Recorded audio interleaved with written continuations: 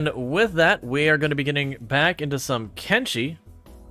Yeah, I forgot I did more stuff on that one. I don't know if this one's going to actually see the light of day or not. The Carl's barbecue run I've been editing, well, not editing, I'm still recording for YouTube. We'll see. You haven't had that in like a year? Yeah, I enjoy it. It's not available very many places.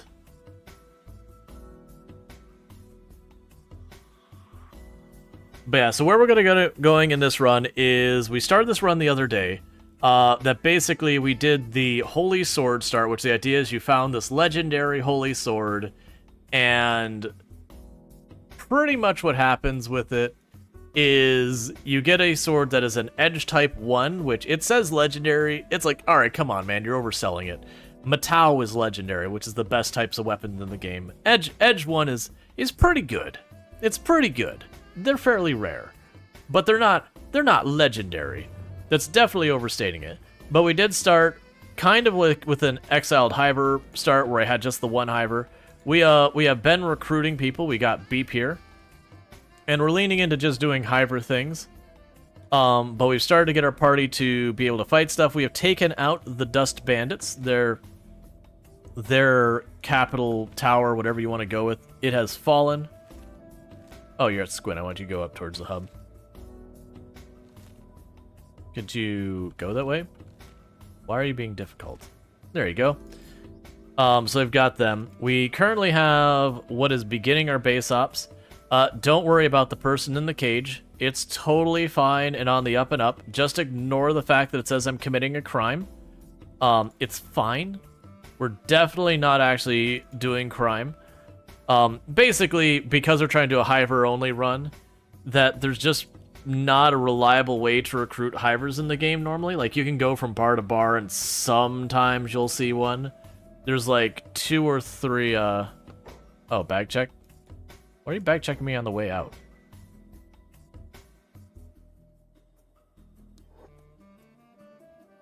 You're really bad at this preventing smuggling thing. It's like, we're worried about you bringing drugs into our town. We're gonna bag check you as you leave. What? What?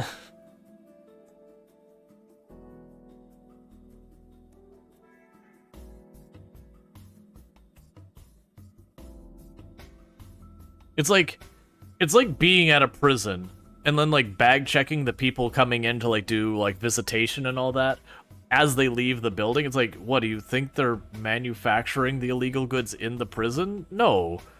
You would be smuggling those in for the inmates. You check them on the way in. Just make sure you leave with the same amount of drugs you came in with. Yeah, we haven't been doing any of that.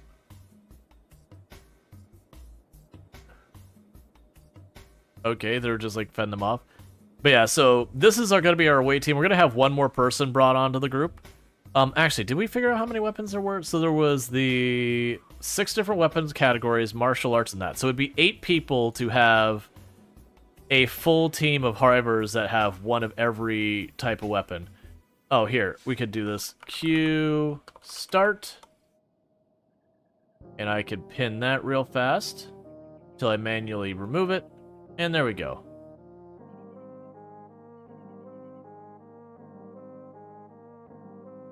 Alright. Oh no, you're all good. So we will end up needing to liberate. We've actually been... Our headcanon is that, at least to ourselves, we are rescuing these Hivers. We're rescuing them from the tyranny of the Queen, as well as we are rescuing them from this poor Hive up here. I'm actually going to head that way because I want to grab like 1 or 2 more people. Has been getting absolutely mercilessly wrecked by beak things. To the point that every time I go there, there's someone screaming as they get eaten alive. Alright. So it is just one of those things that I'm like, yeah, my head... No. Let's pick you back up before you regain consciousness. There you go. So my headcanon is we are saving them. We are saving them from certain death. So what I'm going to go ahead and do is we are going to run down here. I'm not going to grab one person for everyone. We're just going to grab a couple more. Because I like the idea of having one person for each weapon type in our group. And the weapon types we have is we've got our 6 over here, we've got martial arts, and then we've also got the crossbows, which means a total of 8 people. And currently, we have 6 with another one in the cage, that's 7, so I need at least 1 more. If we grab 1 or 2 on the way to help with the home team, that wouldn't be a bad idea. Because what we will ultimately do is have a home team set up a base somewhere so we can start having them armor smith and all that kind of stuff. But the goal is going to be to try and set them up somewhere where the number of random threats we have to deal with isn't too bad, that they can just kind of mind their own. As you can see, where I mentioned that the beak things have been a problem, there's just beak things living in their town.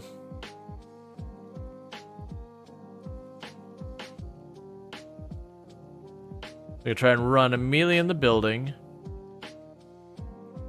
We got one of the few remaining soldiers gonna run up here, get absolutely mercilessly murdered by the beak things. Is the town considered dead yet? No, but the population is decreasing.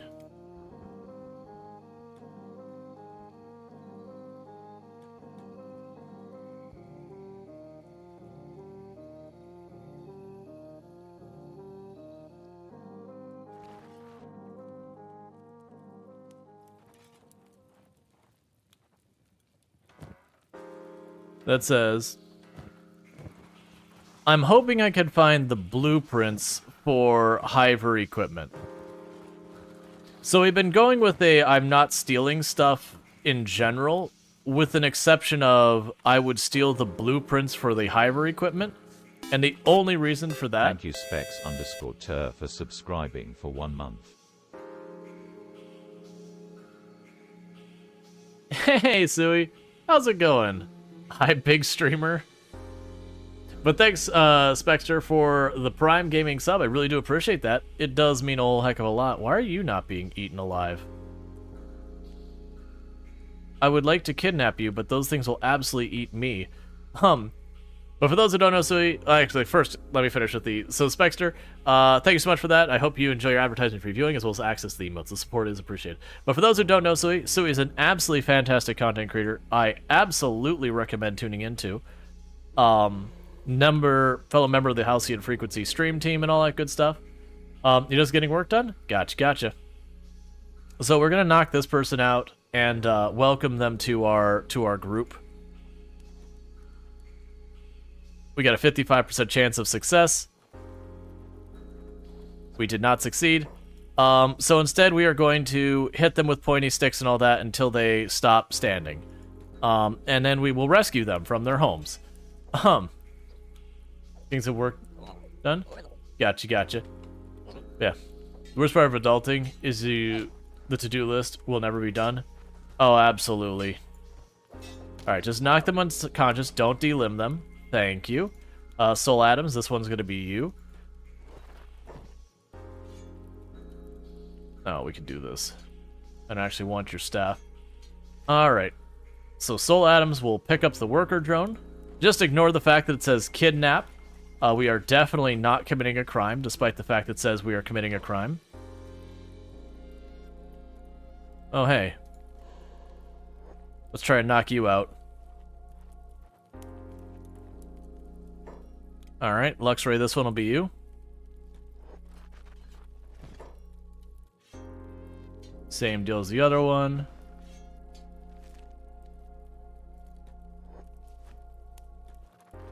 Okay, and let's go ahead, and we need to patch up the one that Soul Adams is carrying, because they may or may not have been badly injured. Let's see, you can't be the only one who wants to get into like 20 different hobbies at once all the time. I wish I had the time. Okay, look. All you had to do is not fight back, and we'd be fine. So, I wasn't actually trying to kidnap half the city right now. I was just going to take 1 or 2. But if they do want to feed themselves into my people to be captured, I'm down to oblige. Because the beak things are eating all of them, so this town is dead. We're just relocating them to safer locations.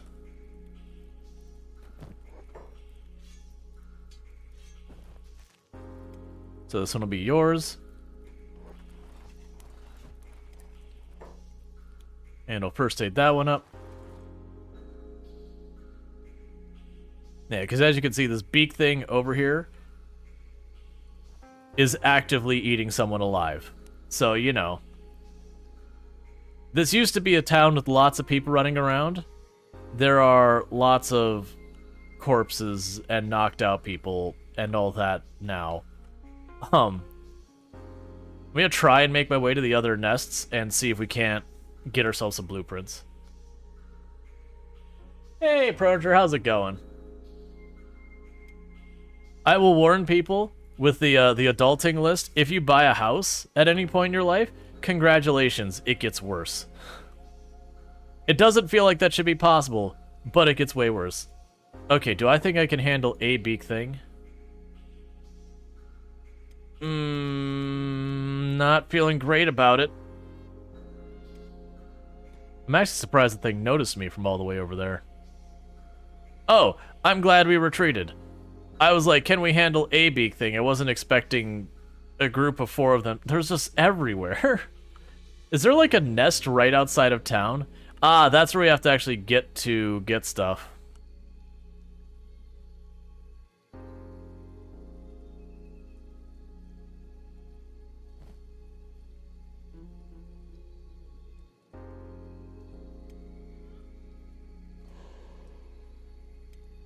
Alright, well, let's try and sneak out the back.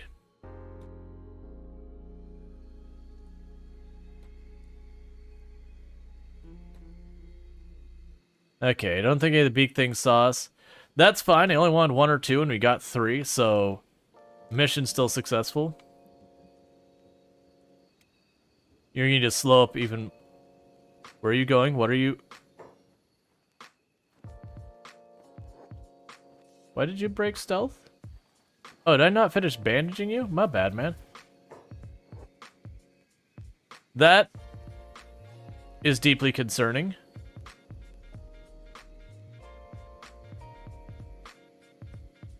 You're running away. There you go. Okay.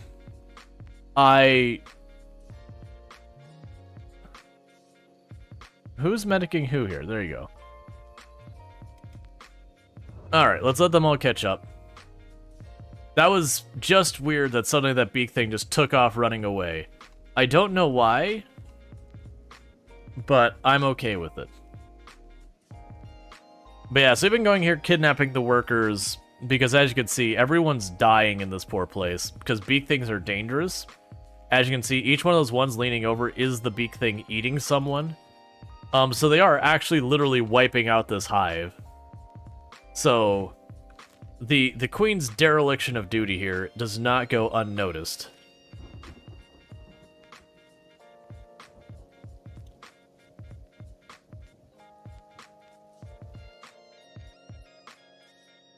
All right. Is that blood rain? Nah, it's just red rain.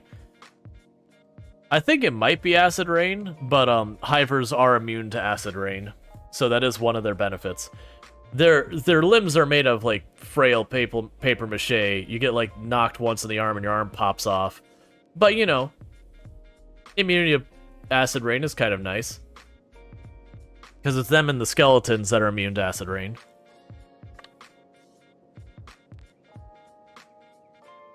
All right, can we kick it up a notch? No. No, we cannot. Our new recruits are not quite capable of carrying bodies and running fast. But as you can see, that hive is very close to where we're at, so we've been using that as a recruitment strategy. So 2 of the people will be joining this squad, and the other 2 will be joining the home team. Alright. Stop resisting recruitment. Because I like the idea I mentioned before of instead of leading into any of like the metas or whatever, to just literally have 1 person with each weapon type. Who am I missing? Beep. Beep, buddy, pal. What is your deal, friend? Gonna need some limbs in the future once we fight higher level. Oh, absolutely. That is one thing that happens to the poor Hive workers. Is you'll get in a fight and you'll get hit by something, you'll see the arm go flying off, and then the person collapses because of blood loss. But then you get a really cool cybernetic limb. It works a lot like Rimworld in that regard, with the big difference of Rimworld, you could just say, yeah, just yank that perfectly good arm and put the cybernetic one on, and you get stronger. Kenshi doesn't let you do that. Not by default. Kenshi, they have to lose their arm before you can put a new arm on. Which means sometimes people get creative in ensuring arms get lost, is the way I will phrase it. Most of the ways they do that get pretty awful. Like letting an animal eat them alive until they're close to losing everything and then rescuing the person. Or there's a machine that's designed to remove your skin and just willingly put people in that machine and try and bandage them up as aggressively as you possibly can.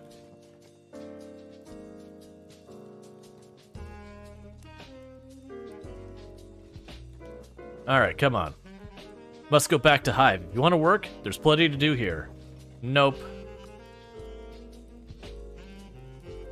Why are you laying on the floor? Oh, that's fair. Alright, Arbiter, I'm gonna have you pick up this one, because I don't have quite enough cages for everybody. I mean rooms. I don't have quite enough rooms for everybody. Kenshi is a rough world. Alright. Meanwhile, we've got that sorted out for right now. We've already killed the Dust King.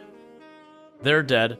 We're gonna start moving at the Black Dragon ninjas. We're gonna start causing them some grief. And then the plan here is basically the Arbiter here is our home base operations person. They're doing a recruitment program. Because of boredom, he registered to distance education facility about coding. It was really cheap, like around 1 week food price. And now I'm trying to understand 6 weeks of lessons in 1 week. Yeah, a lot of those things, they'll call them coding boot camps, or there's another name for it. They can be all right. A lot of that stuff's the stuff that's very hit and miss, where some of them are really good and some of them are really bad, and there's not much in between. It's kind of like tech schools are the same way, that you'll hit the occasional tech school that's like really actually pretty solid, and then there's a lot that are like borderline a scam. So it's always a trick with those. Beep, why aren't you eating? There you go, little buddy. You're supposed to be able to eat out of the bags. Alright, you're already eating. That's good. Okay. But yeah, so we are going to try and move to have each one of our people use a different weapon category. Not because it makes any kind of sense. There are definitely weapon categories that are stronger than others for a lot of purposes. But just to have, a nice little variety there. The base ops I'm not going to care about at all.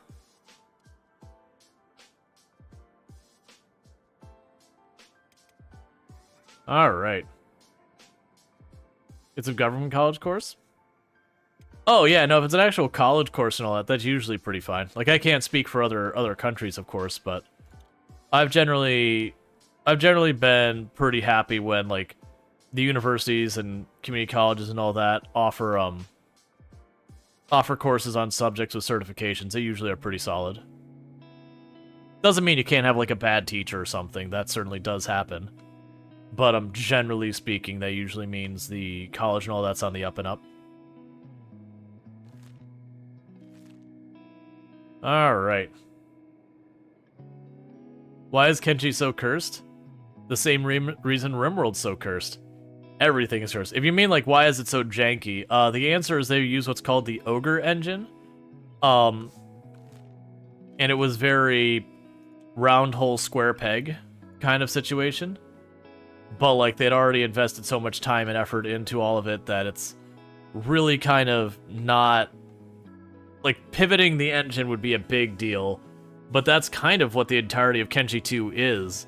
Was them recognizing that they're kind of really trapped on this engine.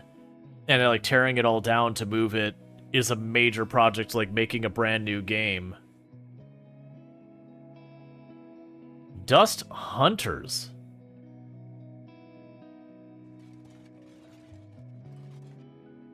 You know what? So, they have a little bit of a level advantage on us, so far as their stats. But we are dealing with where they have only one more person than I do. And I would argue we probably have an equipment advantage on them. Oh, actually, I take that back. They have 2 more than I do. So this is probably actually a pretty even fight. They might... Are you just... Look, I'm standing right in front of you. Are you going to just... There you go.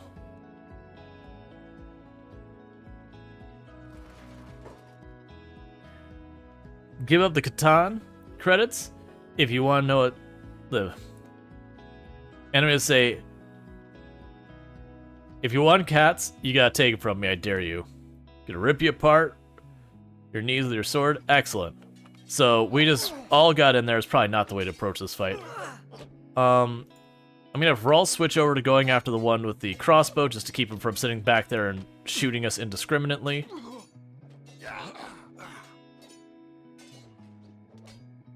And it all kind of just goes into disarray. So Rual currently has 2 on him. And Jaywalker has 2 on them. That's not great for either of them, because Rual doesn't have a lot of defense. It's mostly just attack. And then Jaywalker is one of our newest recruits, so just doesn't have as much skill as the other characters yet. Alright.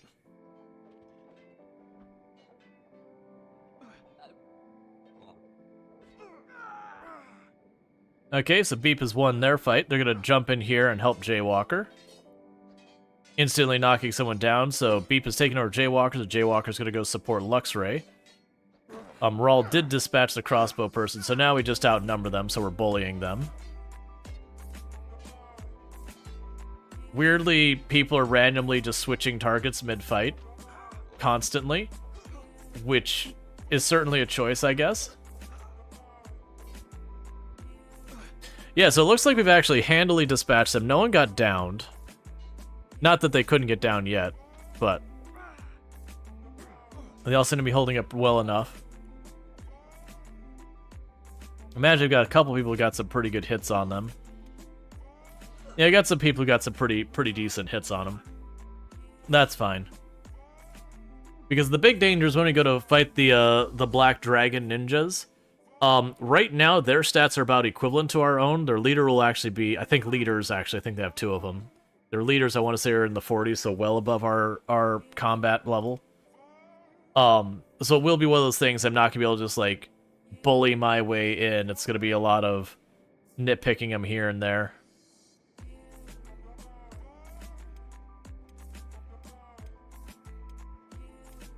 Alright, meanwhile, they've won that fight, so while they bandage themselves up... You want to talk?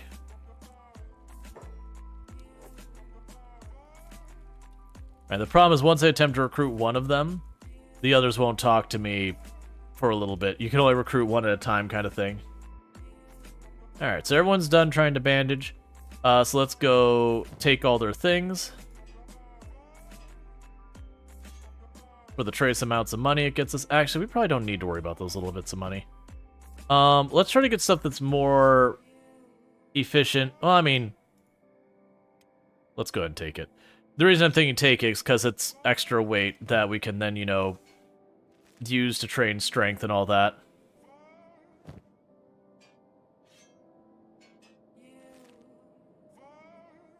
Alright. And some of it actually does have some worth. Are you wanted? No, you're not. Just because sometimes the Dust Bandit bosses do have a bounty on them.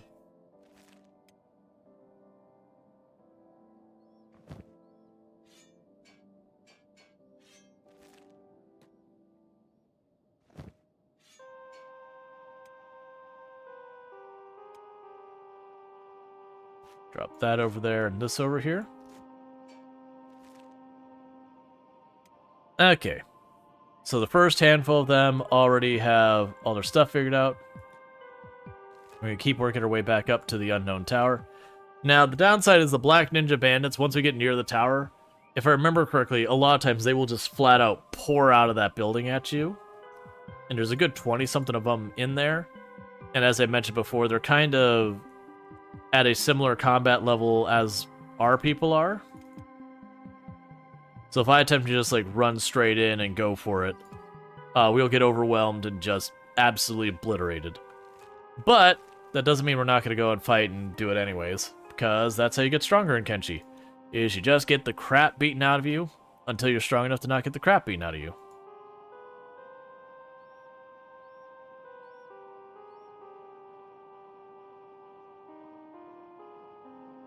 Alright.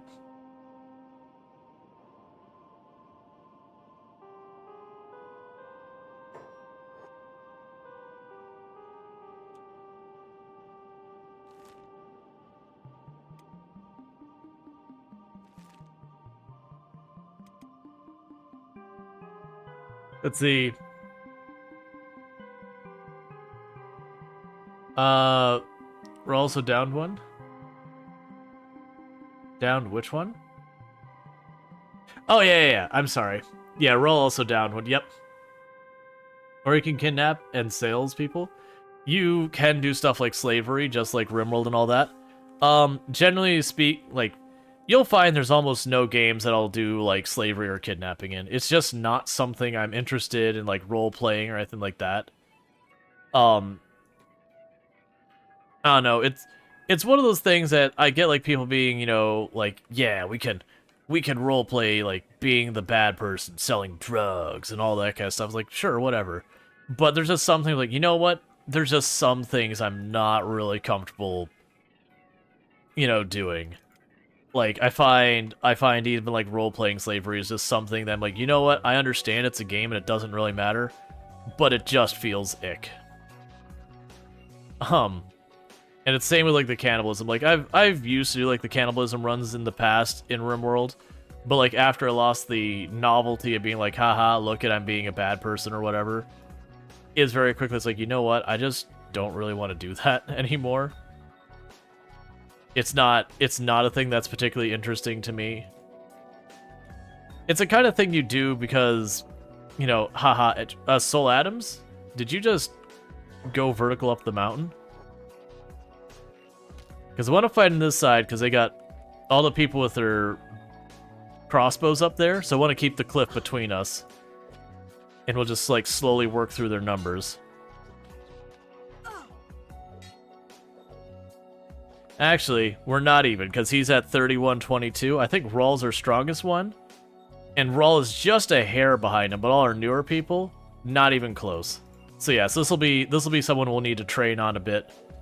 That we're gonna probably have ourselves get down a little bit here and there. Especially the new recruits.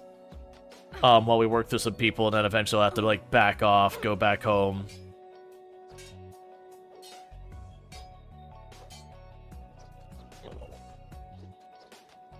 But that's fine.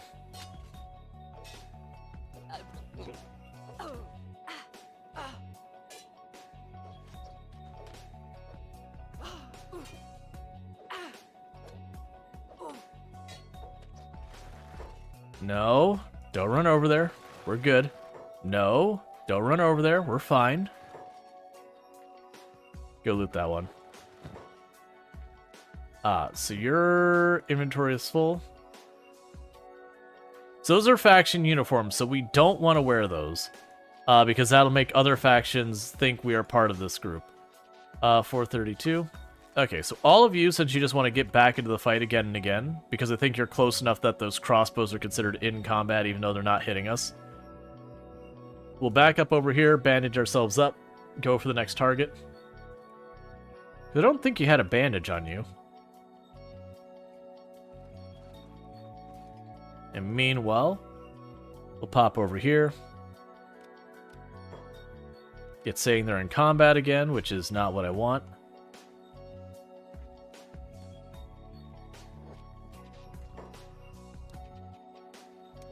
Hey, we got our first recruit for today. So Q, draw. I know that's not true. That's just a bug that happens with the bot. I need to figure out why. There we go.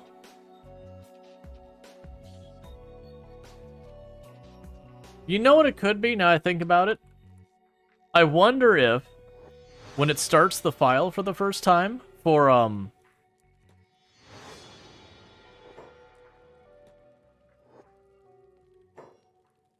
when it starts the file for the first time, I wonder if when that's going on, we do run into the problem of sorry, I'm trying to remember all things I need to do. I'm wondering if it then goes, okay, you need to stop. Just run back here. Get away from it. But I'm wondering if what's happening is it's creating an empty line. And so when it goes to draw the name, it's returning an empty response, and that empty response tells it that it's there's nothing there. I wonder if that's what's going on with it. Because I hadn't had the chance to troubleshoot and I keep forgetting about, which is on me. Thank you Hoots McD for subscribing for 12 months. Thank you, Hoots, for the tier 2 sub. I really do appreciate that. I'm guessing you changed your screen name? Just out of curiosity, because if this is the same one I'm thinking, which, understandable, because obviously I wasn't reading off your old screen name for reasons that are fairly straightforward. But thanks so much for the tier 2 sub. I really do appreciate that. I appreciate the support, and you've been subbed to the channel for a full heckin' year, so thank you so much for that. I really do appreciate it. It does mean a lot. Adding a couple more points onto that. Since we are healing up anyways and waiting for Captain Brody to get over here, you are pathing okay. We'll do a quick save. That is, I believe, 3 Lego pieces I owe now. Is it 3? No, it's 2 Lego pieces. 2 Lego pieces I owe now? Yeah, so there's 2 Lego pieces I owe at the moment. So let me go ahead while we got people moving around in the map. Switch over here. For those who don't know, every single time I get a sub or 100 bits, I add a piece to the kit. We're going to keep the kit going. So here is the first piece, is that thing right there. And what else do we got going on? So showing that these twists and all that. It's time for the next step. Alright, and then this thing goes here. It just sits there, like nothing holds it in. Sure, that works. Alright. So I need to grab my next pieces, so there's that. You. And these 2. And then where are you? Okay, one more piece there it is. Alright. So then we'll just go like this. And there's the 2 pieces. Alright, but thank you so much for that. That does help a whole lot that you would not only sub the channel, but you're subbing at a higher tier than tier 1 to help us hit our plus program thing. I'm feeling pretty good this month about reaching the plus program. Wait, why is it saying you in combat? Weird. What? Why did you stop moving? Get over here. And meanwhile, we can tell you to bodyguard roll. Okay. Yeah, got banned in a stream for following with the old name. Yeah, no, that doesn't surprise me. Like, very genuinely. You remember probably the first time you showed up here, and I was like, Hoots Mitch... Oh, I'm not saying your name. So, like, it makes sense. I do think it's a good thing, like, in that type of case, to change the name and all that. Like, even though it's like, it's a fun name and all that, but it's just one of those things like, oh, hang on.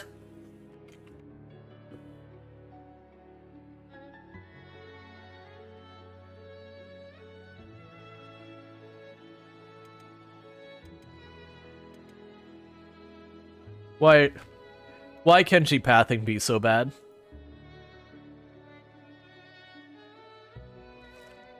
Alright. So it's still marking them as in combat. We'll have Rual's party meet them halfway. So we'll do that real quick. Oh. You just drop back and follow.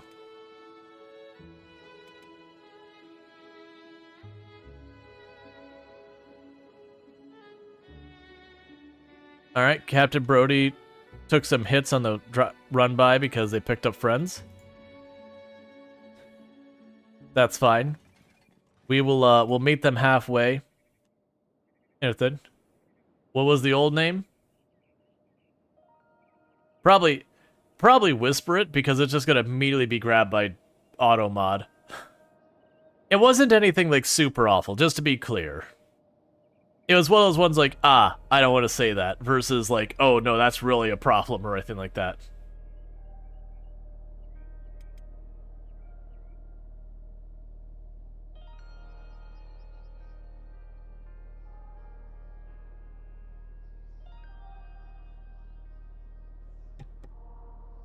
Alright.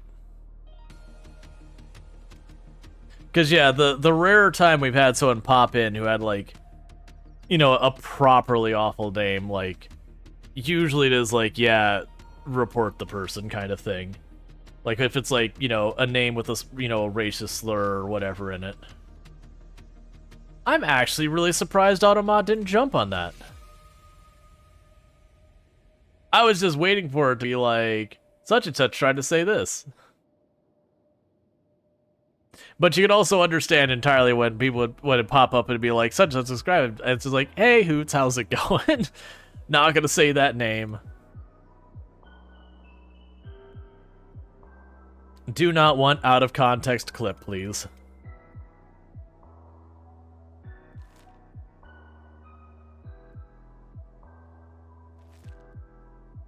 Are they still chasing? Excellent. That means we got our next group of people to fight rolling in that Captain Brody's bringing them with him. Alright.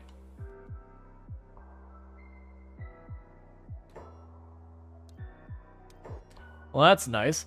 So that means we've got our full attack team. One person will be able to do every single weapon. Thank you Shadow Pian for subscribing for 2 months.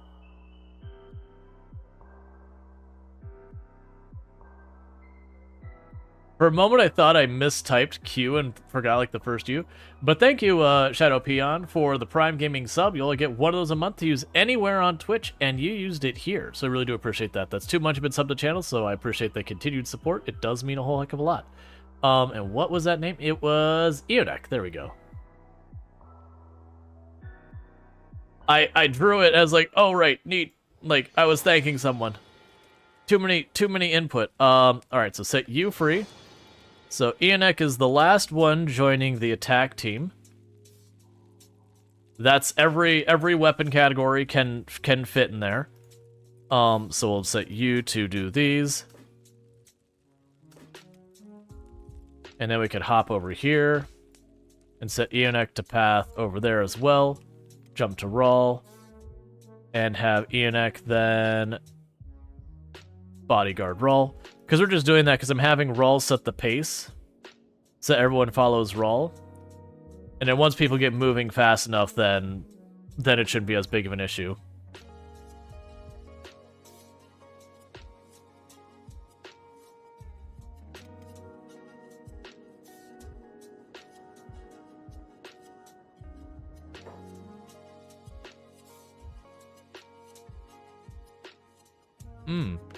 This is going to be a 4-way battle? This is going to be messy is what this is going to be. Because we have a trade caravan here. We've got dust bandits there. And then we've got slave traders there. So it's very likely this thing is going to go all sorts of sideways really fast.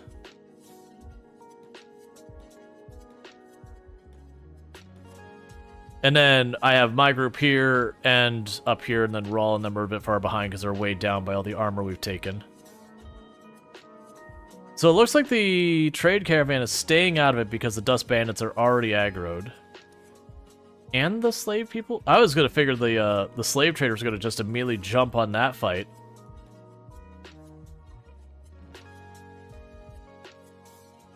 Do we have everyone here?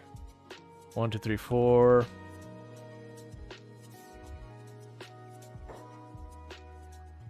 Yeah, we've got 7. So Eonek's the only one not here because they just got here.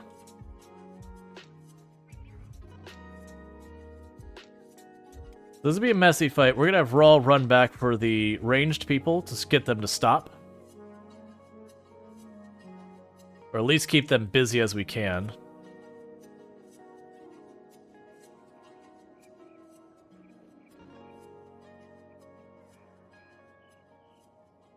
So Beep is fighting only one. Beep, you're jumping on that ranged person.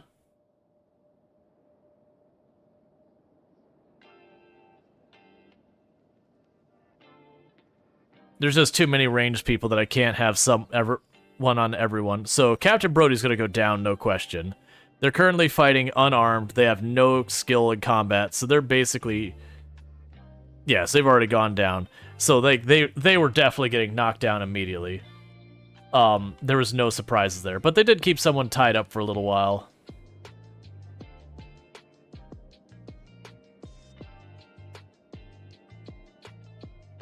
Soul Adams just went down. She-Wolf just went down.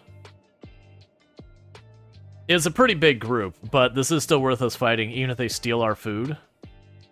They'll leave our weapons alone, so there's a good chance for a bunch of people to gain a bunch of skills.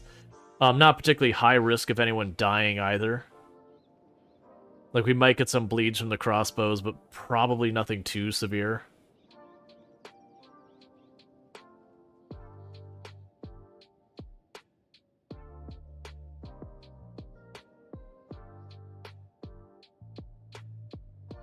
Man, it's taking you entirely... Oh, that's the second one. I was about to say, it's taking you entirely too long to knock down those crossbowmen.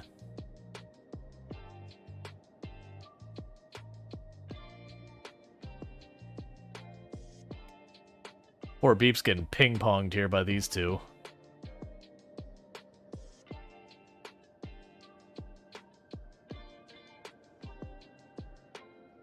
Surprisingly, everyone else seems to be holding up relatively okay. We probably are going to get attrition down, because there goes Jaywalker.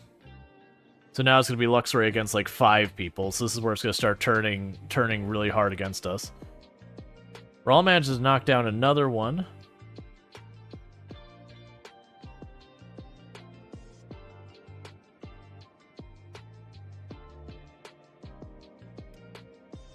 Oh, actually, I thought Rual was in worse shape than they are.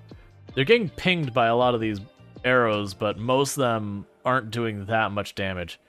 Okay, now's where it gets real bad, where it's going to be like 5-on-1 for both groups.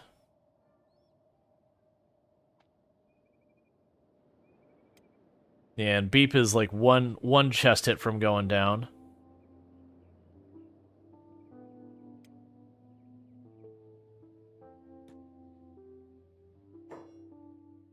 Grab that. And maybe focus on bandaging yourself before you go down from blood loss.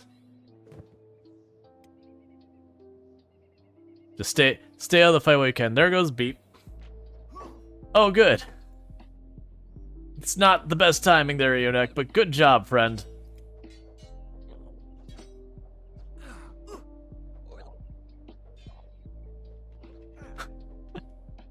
I don't think you got a hit off. To be fair, you were already injured from when we recruited. When we recruited. Oh, She-Wolf getting back up. Immediately went down, like didn't get hit. If they run up to you before you get a chance to get up all the way, your character just goes back unconscious. So you don't get like hit doing your standing up animation. Oh, actually no, She-Wolf did get up.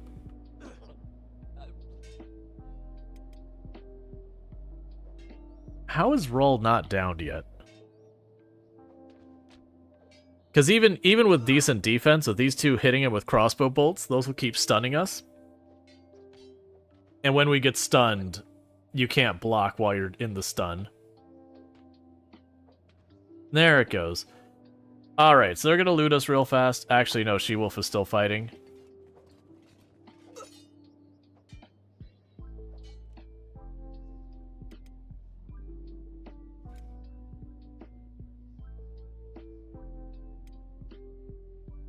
Alright, so Captain Brody is pretty badly hurt. Jaywalker's really badly hurt. So we got 2 people who are actually in some danger, potentially, you know, dying if we don't get people to respond. So I kind of do want She-Wolf to get knocked over already. That way people can start bandaging up and all that.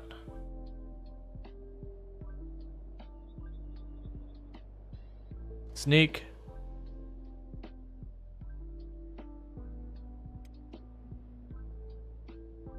Alright. So I need them to get out of here.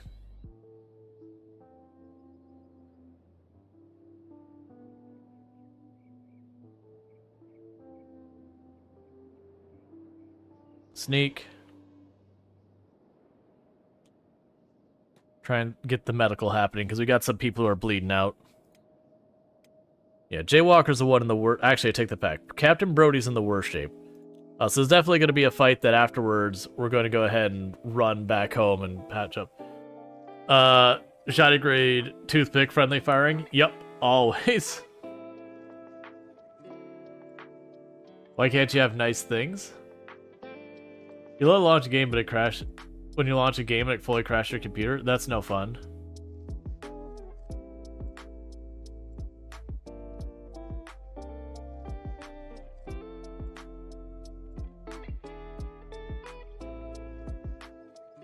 Alright.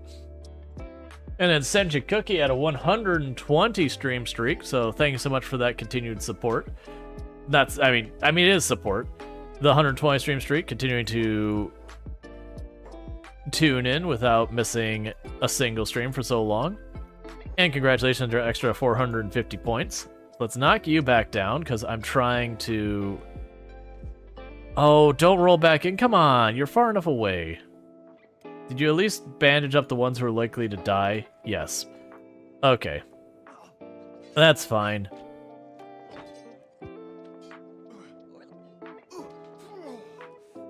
You remember last time when a game crashed your PC? Oh, that happens. Especially if you play the new games. Like, a lot of the AAA games are honestly the worst for it nowadays.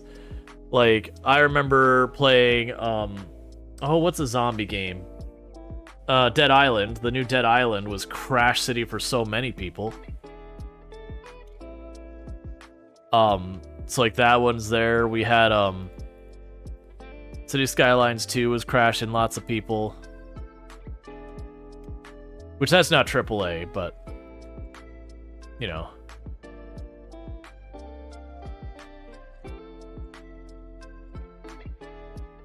Diablo 4 burned 3080 Ti and 3090.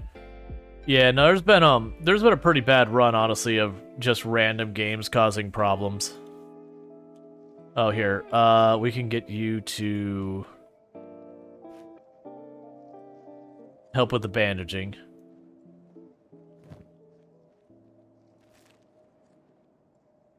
All right, because we get a lot of people pretty badly hurt, but we've got what? 4 new recruits, newish recruits who are just not trained up. So honestly, not the worst. We did down most of their group for a group that had almost like twice our numbers. That we only had a few people who were comparable in strength to. Alright, so let's have you pop in here.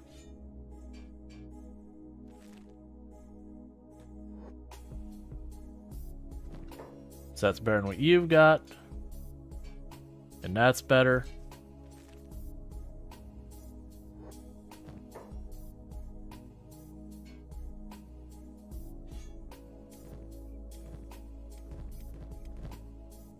Actually, you know what? Enoch will probably be a ranged person.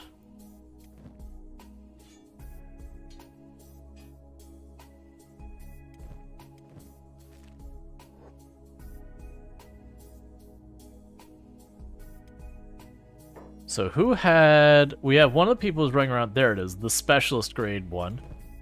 So Rual has that. So let's trade with Rual. There's your weapon. We'll drop this in here for the moment. So now I just need to figure out who here has bolts to snag. Gives me those bolts to Eonex so they can start doing that.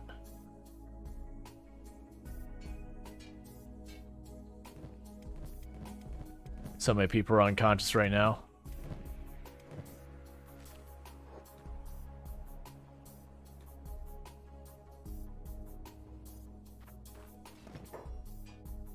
There we go.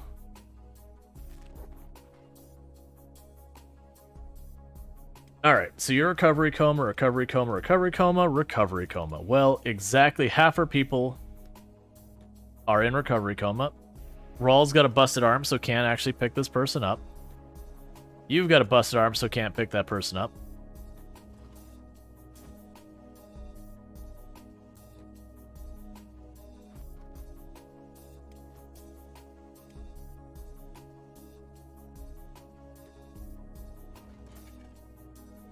Alright.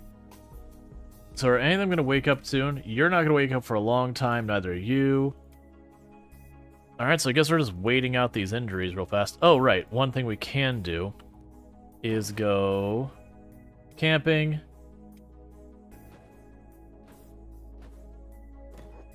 I should have 3 beds here.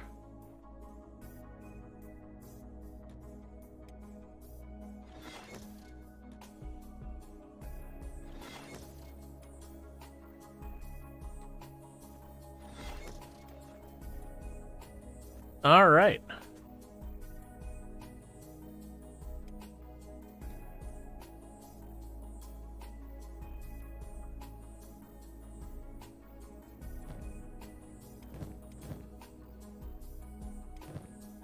So you've got a couple bolts you can pass to Eonek. You've got some bolts you can pass to Eonek.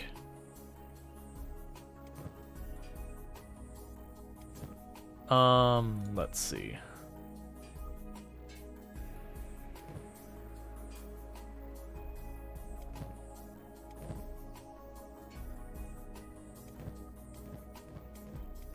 So no one else is sitting on any bolts to give over. Alright. We'll definitely need, like... Oh, actually. One of you has spare katanas floating around here somewhere. There, so that way Eonek has a backup weapon.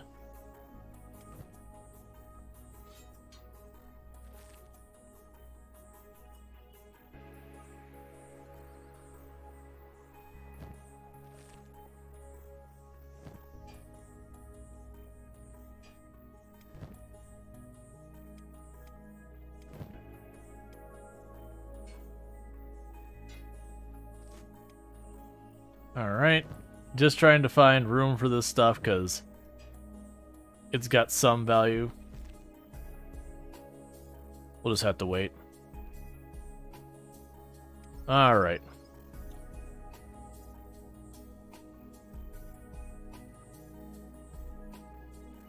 Let's see, I think another AAA game that burned, remember what the game was? Yeah, no, there's been a bunch. I believe the firmware's the cause... Where was it? The firmware's the cause. The issue only occurred in cutscenes in the game. Although there's usually not as many bodies around. Yeah. Look, some people just know how to do the real good camping. I'm trying to remember, I think... Yeah, so I think somewhere it'll be like heal rate... Because you gain a faster heal rate by sleeping in beds. And then the nicer the bed usually does make a bit of a difference. Oh, well, that's not what you want to see. Could you not be here?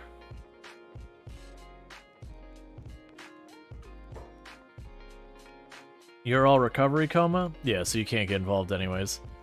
So yeah, I didn't actually want to fight you again, but I can't really go anywhere, so...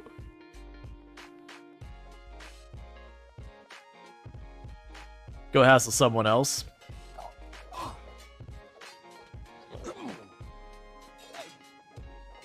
Eonek got downed immediately. Alright, first of all, stop fighting over the people who are laying down so we don't give them more injuries. There's no reason for people laying down to take hits because you're fighting over top of them.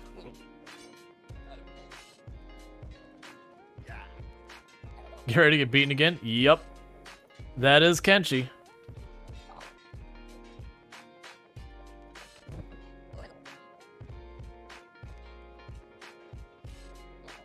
And Rual's only needs one hit to the chest to go down.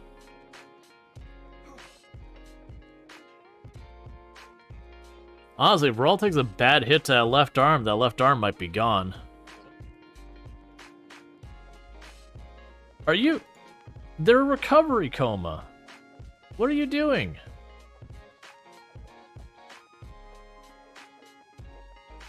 Okay. So they can't seem to hit them, but also they're sure trying.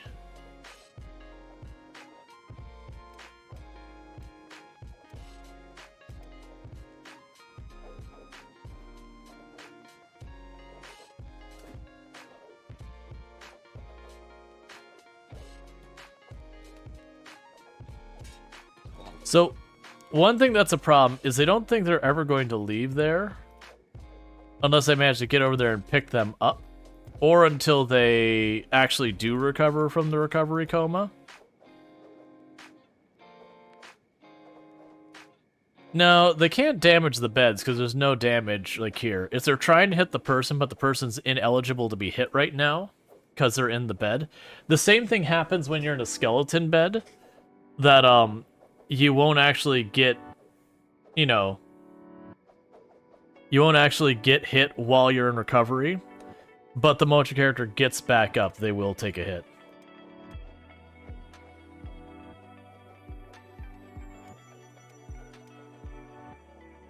So Luxray is about to wake up and will instantly get throttled.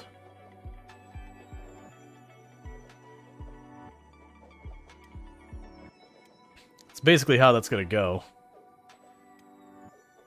The moment that stops saying recovery coma, they'll get hit.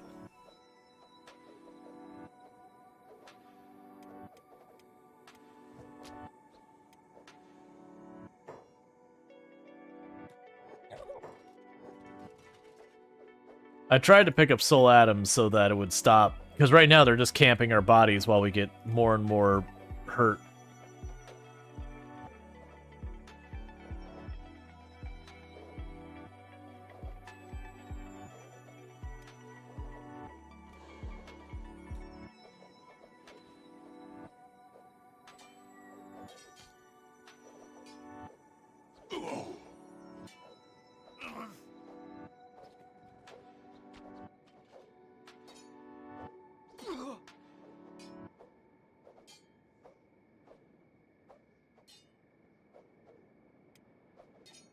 All right.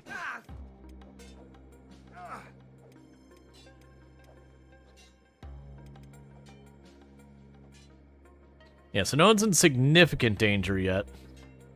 Just worried about, like, slowly being attrition down kind of thing.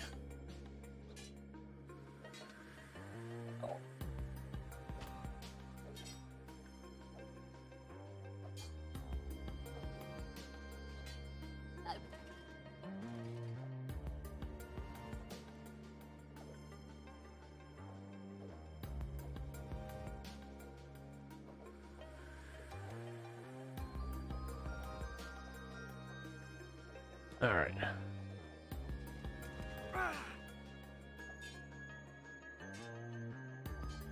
The soul atom should get up very soon.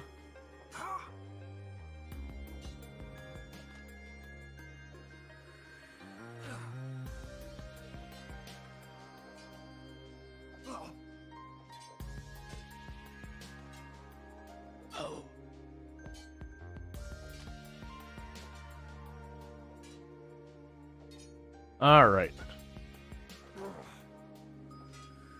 Yeah, no, it probably would have been. I wasn't actually expecting to stay that long.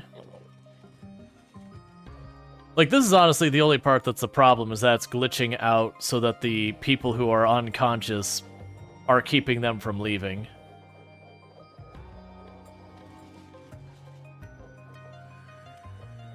Alright, so there's Soul Atom, so we only got Jaywalker's the only one that's still kind of keeping them anchored here at the moment. Which they're about to regain consciousness, and then that should be the end of it. And then they'll loot and leave. Which they should just take our food, so I'm not too worried about it. Oh, I should actually pop over here real fast and do this. Yeah, because there's just the two left. And those I intend to not be part of the attack ops. This is going to be the whole crew for fighting.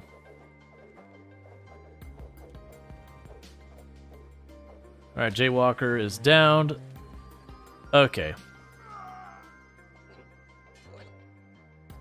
So once they knock us back down again, which should only take a couple seconds because everyone's already injured, then people should stay down.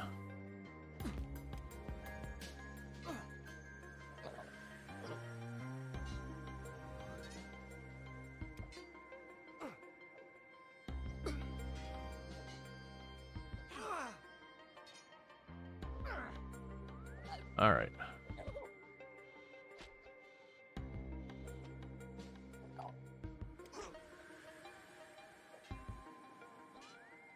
Beep is managing to just stay in the fight, just to prolong this. But they're getting a lot of skills out of it, so I mean, it's fine. Like, Beep is now up to the 30s in attack. And the mid-20s on defense. That is the thing you'll actually find with Kenshi, is very much, it is a game that, as you have one person start taking a bit of a lead, that lead just tends to get more and more significant.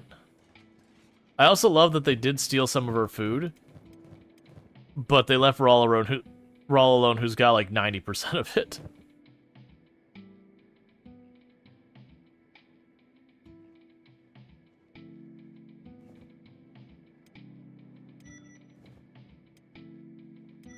Pull up the sleeping bags.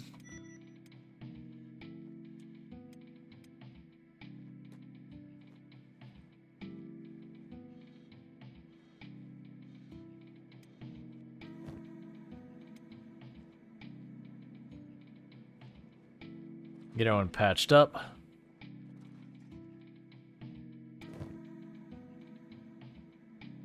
Have you grab your bag.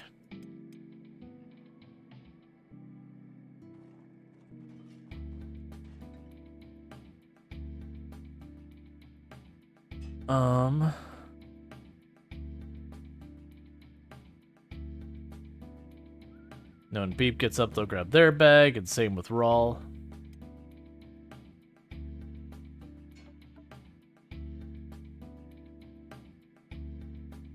Where are you going? Don't be in a fight. Okay. I was like, please don't immediately go into another fight. So we still have Captain Brody in recovery coma, but everyone else is good. So we'll have Enoch pick them up. Beep should be up here in just a minute to grab their sleeping bag, and we start working our way back to town to recuperate our injuries for a little bit.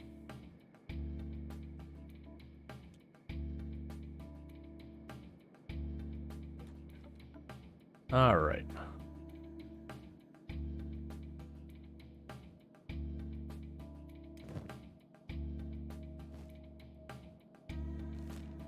Okay, and that was because we took on a really big group of them. And then, you know, it got followed up by another group. Okay, so we got to slow our roll because Jaywalker's leg is really badly beat up.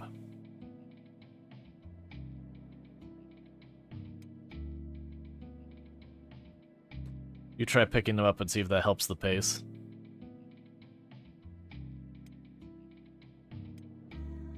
Alright, so Beep can't keep up with the group going normal speed, so we're gonna have to slow walk. Gym time, need to go haul Captain Brody. Yep, it happens. Another fight ahead of us, but that's okay. But that's the reason you actually do want a base of ops, is so you do have a place you can retreat back to. Right now, we just have this here. Like, for the most part, Arbiter is just standing around. But we will have it so they'll sit there and like grind out metal and armor smithing and all that in the meantime when we're not there.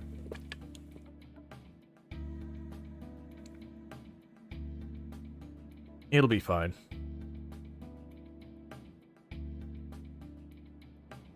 Okay, so pretty soon Beep should start being able to keep up. We're not there yet, but soon enough.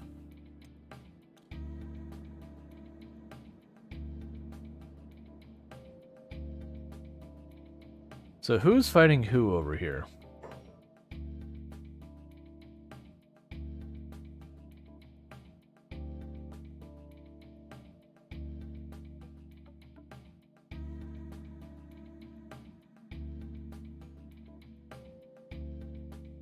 Oh, I'm not seeing...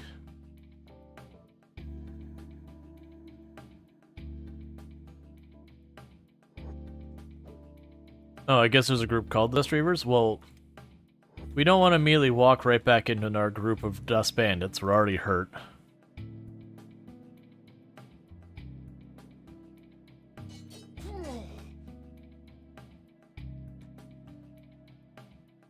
Alright, does look like they're going the other way. We're moving slower than they are, so they'll just go about their business. Alright.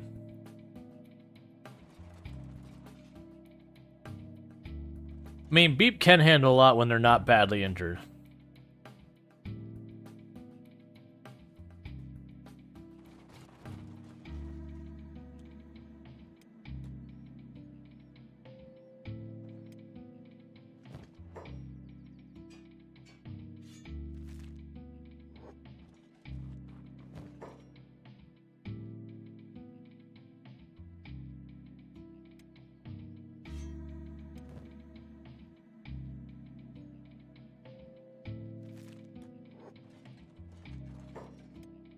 Alright, we can go here. So both those are standard grade there. That's better than what you've got. You put that on.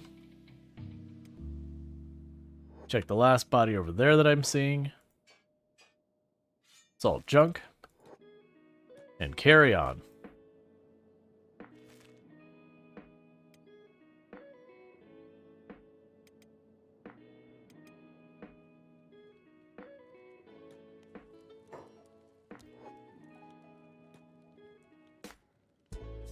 Someday they'll join. Like I said, that's the base ops group. It's never a good idea to third party when injured. I just gotta watch who you pick fights with.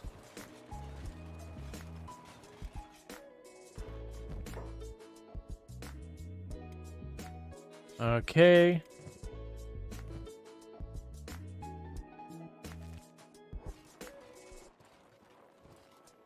Oh, right.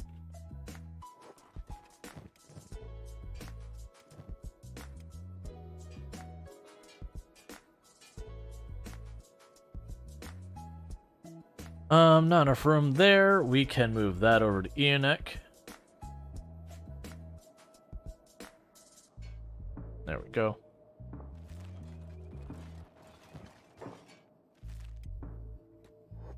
Just grabbing everything we can in the way.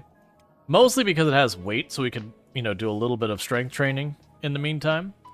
But also just in the off chance that we find something good, get ourselves a little extra money. We're sitting pretty decent on money at the moment. But you can go through money way faster than you'd ever expect when you start buying stuff up. All the armors? Yeah, sadly the armor is mostly not worth very much. The stuff off these guys. Some of the stuff like the samurai armor can be worth quite a bit more. But at least putting the armor on our people, they could take a little bit more of a hit. It's relatively light armor. It just got like 1 or 2 patches that protect. Oh, come on.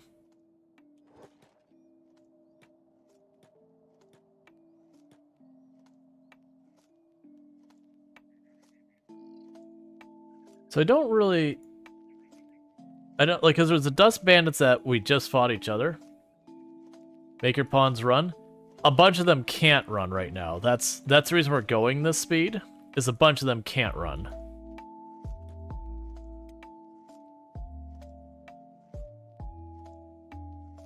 Like, that's actually the reason I'm carrying Jaywalker right now. Jaywalker's conscious, but their legs busted up. You put Rual on walk? Yeah, I put Rual on walk because we turn Rual on to run faster. Then Beep and a few of the others get left behind, and everyone's set to follow Rual.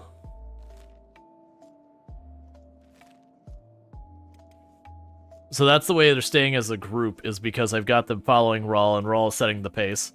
But until Beep's leg is healed up a bit better, Beep's not going to be moving very fast. We're also weighed down by a bunch of armor.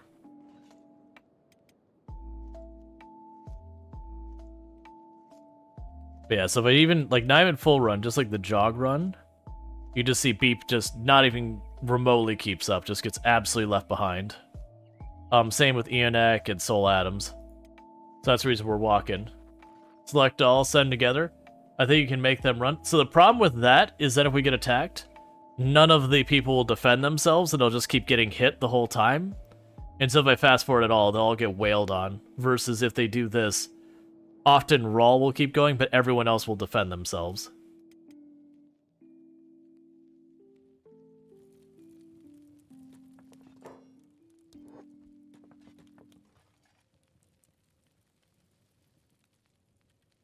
There's a German saying, small animals make messes too. Which means that even that little money you can make a difference? Yeah. Like every little bit counts, every penny counts.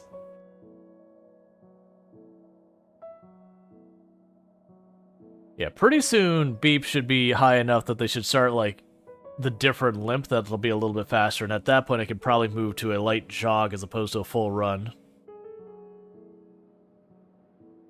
And they're gaining strength as we go.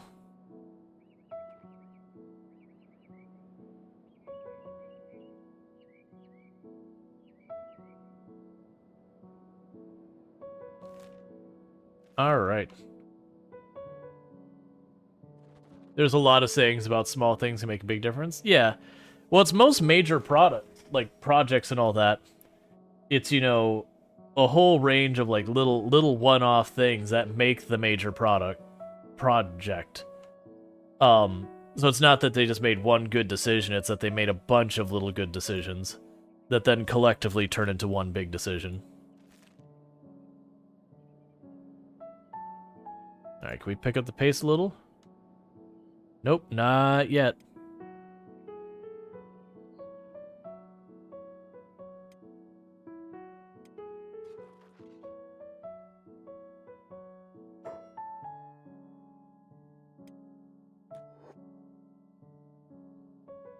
Hey, Beep. There you go, buddy. Sometimes pathing do be a punk. Alright, we're almost home.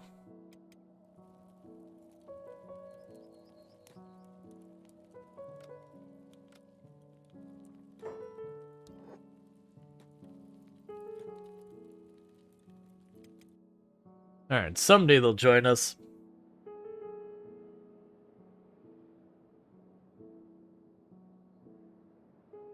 Or he was rebooting because of that beeping.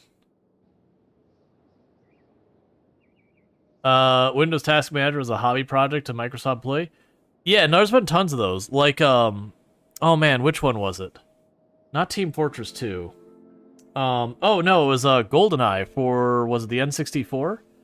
The multiplayer mode, that was just kind of a hobby project that someone tossed together in a couple of days. That, like, that wasn't actually meant to be a major feature, and someone was like, yeah, I could, you know, I'll just throw that again, you know, together. It ended up being probably the biggest feature of the whole game. Like, you know, GoldenEye the game was perfectly good and fine, but, like, the big draw to the game was that multiplayer feature, playing with all your friends. Dota was a map for Warcraft 3. I thought it was a mod map, but yeah.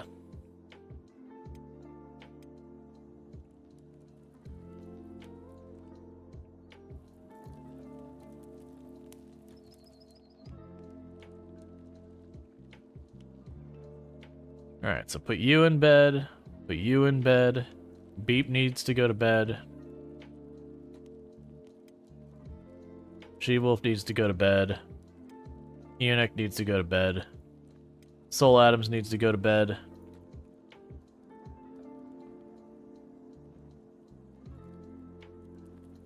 Is there more beds?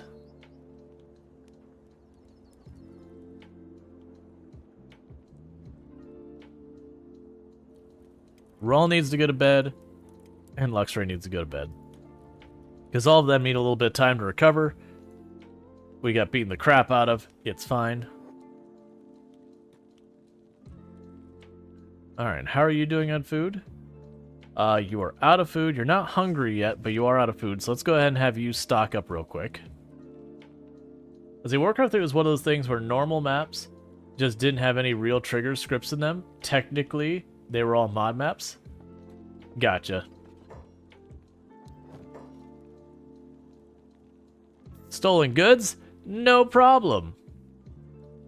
Alright, so we'll grab those two. I'll grab a stack of those while we're here.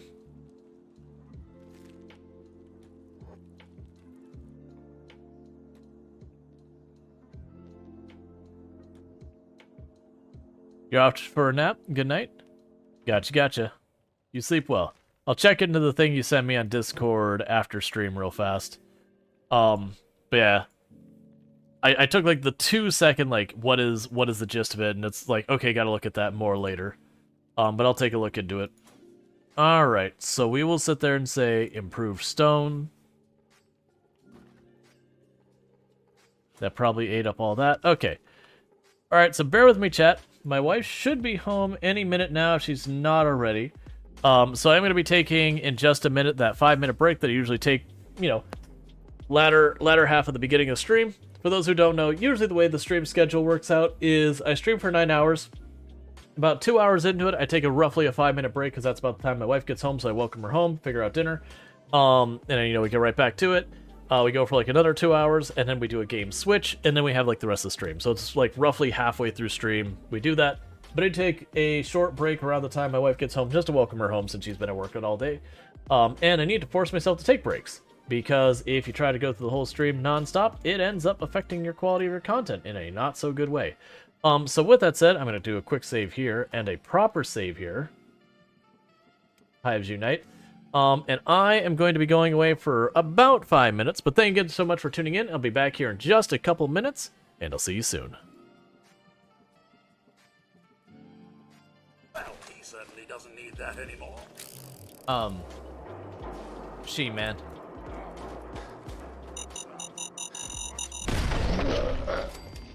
Nicely done.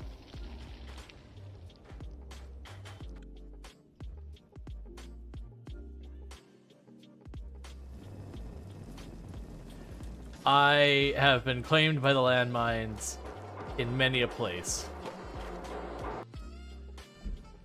And since there's two sides of that airlock, this shouldn't be really that bad.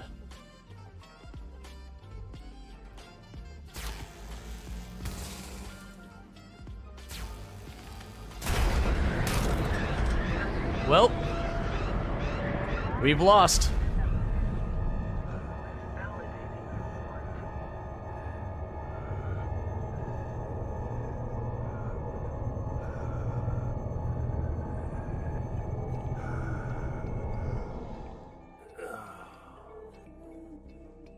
I thought we had depressurized it. So that's the thing that confused me, is we depressurized it, and was exposed to the entire opening.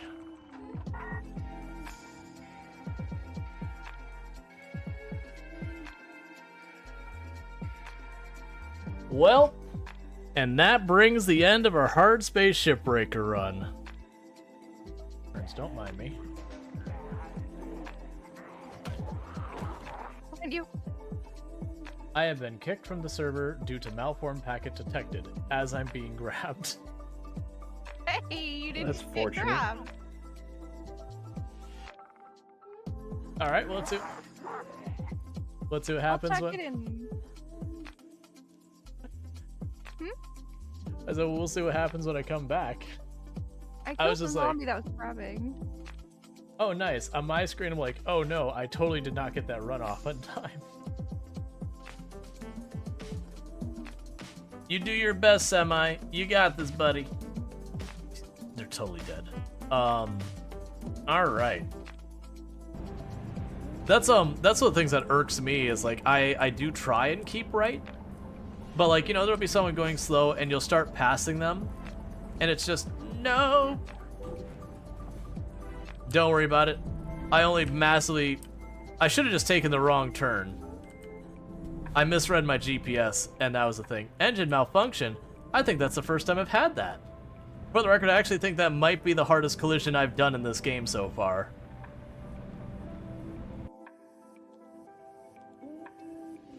Alright, so it is 5 below now, and then continuing to go down. It should be flipping at some point, because it's 210.8 was the flip point. Oh, there we go. Steam is down to 5 kilograms. It's cooling down much more rapidly now. It's actually fluctuating wildly.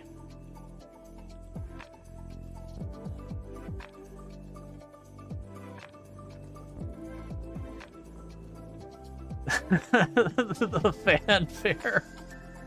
The fanfare for sploosh. Sploosh. Sploosh. Oh, wait. Hang on. No, stop it.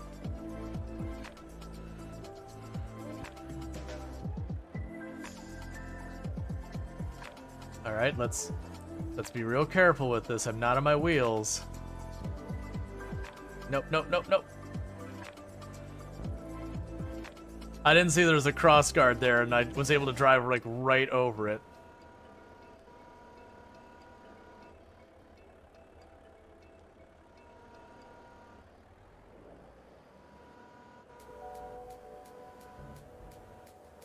No, it's okay. We've done this before.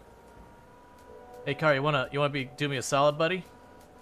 No, no, no, don't go anywhere. I need you. I don't actually need you, but I'm gonna. I can't see what I'm doing because of the light. That's like I see them stuck in the post, and I could probably move this around to get free from it, but I can't really make out what's happening here.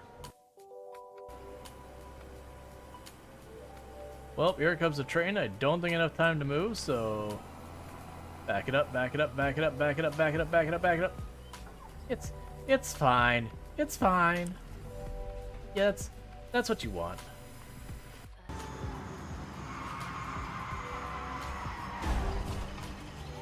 It's fine.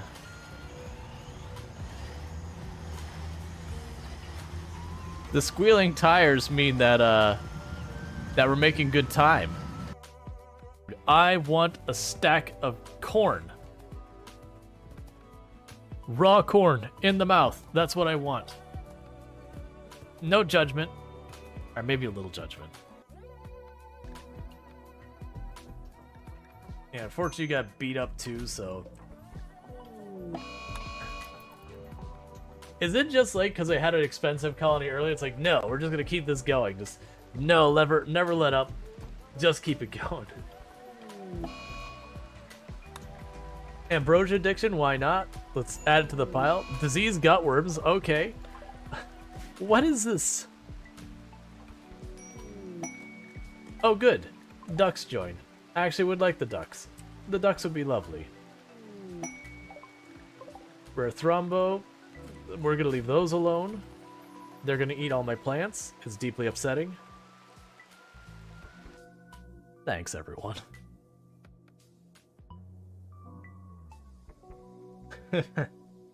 Sorry.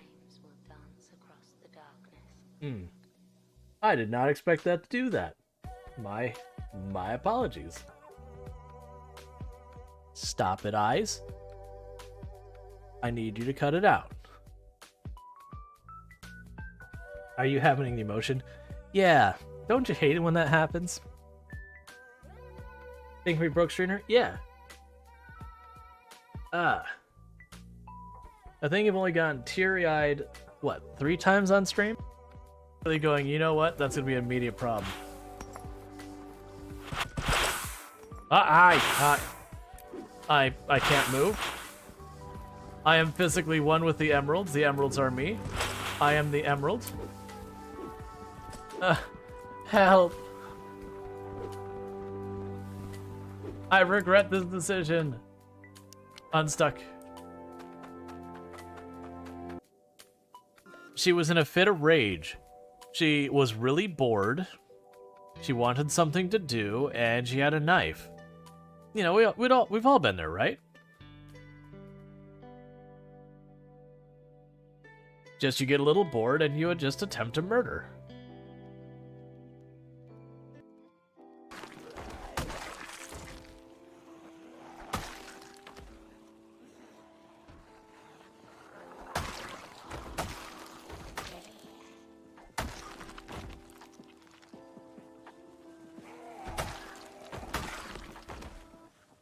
Could you not bang in that door? I would like you to keep...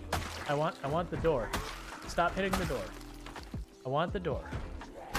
Thank you.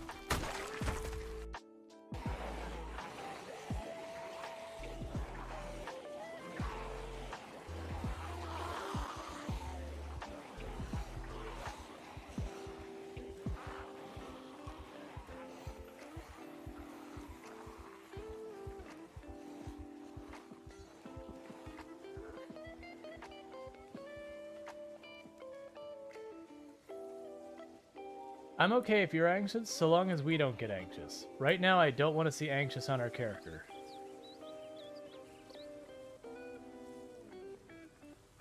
We're just going to see if our Nimble 5 will carry us through. Now, our hope is that we actually got the zombies off the car.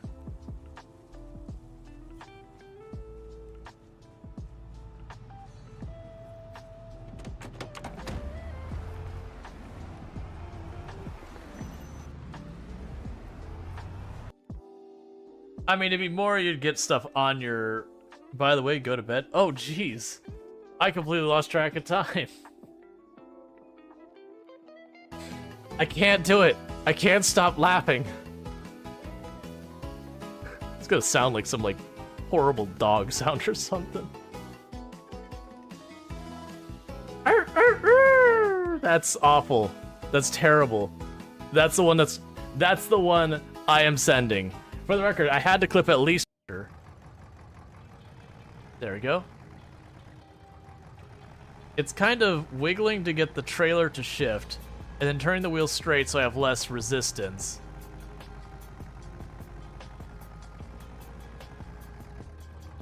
Once I get over this hill, it's going to be so much easier, but we got to get over the hill first. Come on, come on, come on. Oh yeah, no, we already knew we need a new tractor. I just don't have the money for it. But my hope is that this is the money for it. Oh, I just realized something.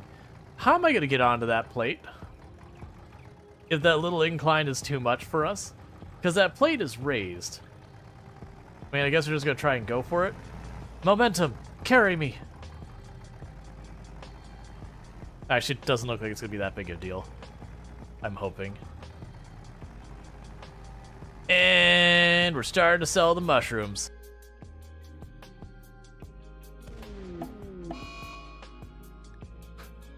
We had a marble meteorite just strike a duck and kill it. Okay. I get it. I get it, Cassandra. You didn't like that duck in particular.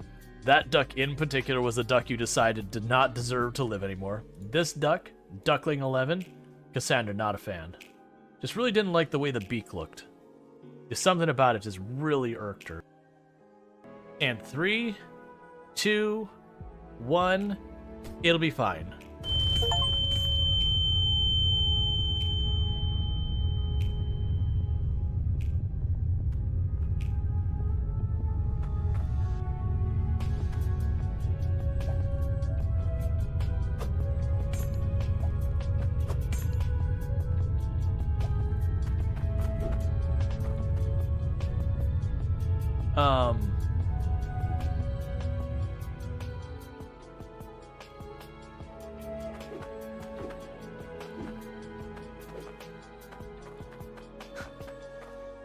Hey, you're finally awake.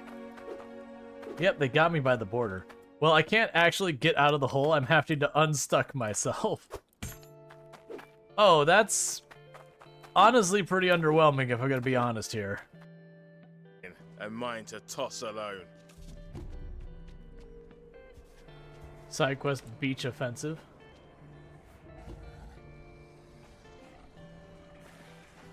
I need something to trigger that. That's not what I really had. Okay, I mean it worked. There's a shotgun trap on the door there.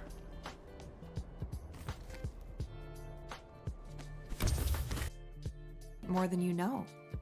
Don't forget beautiful. I am also beautiful. The sun's coming up. I must go. I shall put my own heart aside and do what's best for the kingdom. I need you to reaffirm me saying I'm beautiful. Don't leave me hanging here. You're supposed to agree with me and help me. No. My feelings. Your not answering my question or not reciprocating is not unheard.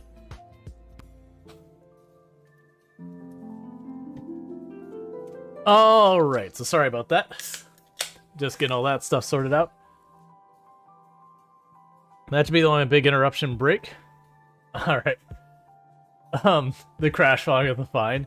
That is probably, if I were to have a catchphrase, and if you were to like look at all of my clips on the channel and what like the catchphrase of the channel is, it would probably be, "It's fine."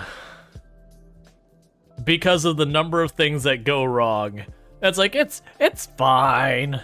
It's just a little on fire. What's the big deal? Everyone likes a little fire once in a while. Right? Just me? No, I know the way you are, chat. If it's anything like my experience with RimWorld when we're running the Twitch integration app, you just want fire. Thank you for the welcome back. But yeah. And actually, anything with Twitch integration, chat just demands fire and blood. Like every one of them, looking at it, every one of them had chest injuries is the reason they went down. Which isn't surprising, because if we look at their armor, this armor is pretty crap. It only covers half of their chest and nothing else.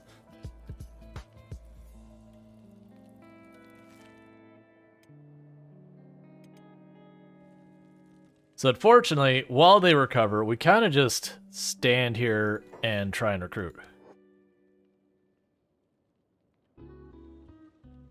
We just want the streamer to suffer a little.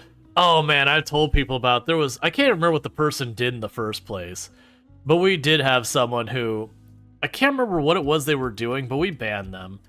And it was just they were being toxic as hell. I just don't remember the specifics. And it was that they put in a ban, like an unban request, and their comment, like their unban request, like the entire text was, you know, "It's funny for streamers to suffer," or something like that. And I was like, this is your unban request that you're, like, I don't know, it was like, "It's funny for streamers to suffer, unban please," or something like that. And it was kind of one of those things I'm like, you didn't say, "Hey, I'm sorry that, like, you know, whatever, or hey, you know, I realize this wasn't in good taste," or maybe, like, even the "I don't understand" or whatever, like, even that maybe. It was just literally like, "I like making people suffer. Okay, please let me back in the channel." I'm like, why would I do that? What reality would I say yes to this? I don't understand.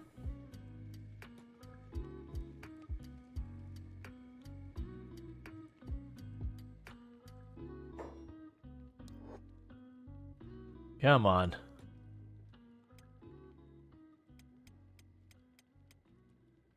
Yeah, so our, oh, you're not set to research.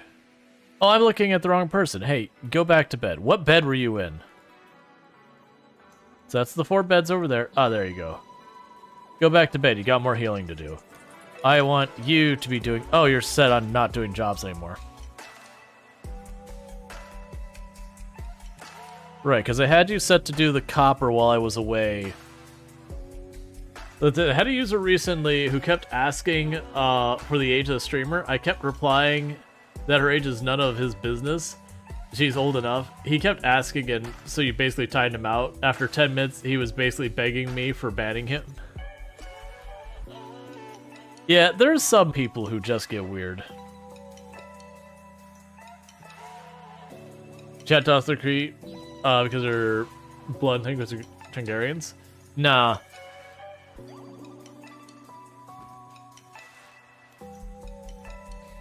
Targaryens in the Star Wars universe feels like the try-hard gym bros. The ones who are like, "I'm so tough!" And then you actually see what they do and they always lose their fights. That's kind of how it feels.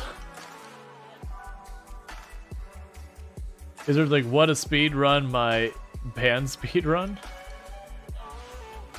I would ban them for it. Someone, like, when someone is like, "How fast do you think I can get banned?" is like one of the early comments in the chat. I was like, I bet you I can make it real fast. I don't know. Targaryens is the Game of Thrones? Oh, I'm thinking of the other ones. I don't know anything about the Game of Thrones. I never got into that one. Like, no judgment for the series or anything like that. I just don't have time to get into, like, every series there is, so... A lot of those, if you don't get in early, I fail to find the motivation to get into them later. Alright, so Soul Adams is basically ready to be up and around. Still got some of these other ones getting patched up.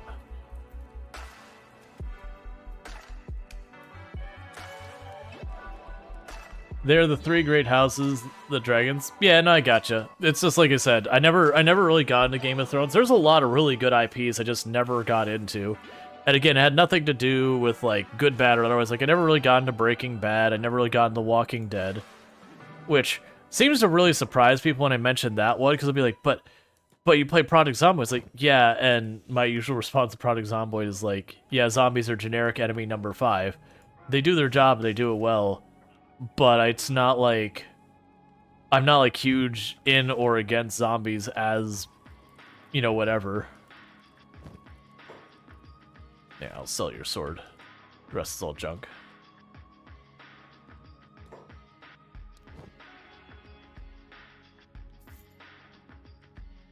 Like they're a perfectly serviceable enemy in a game.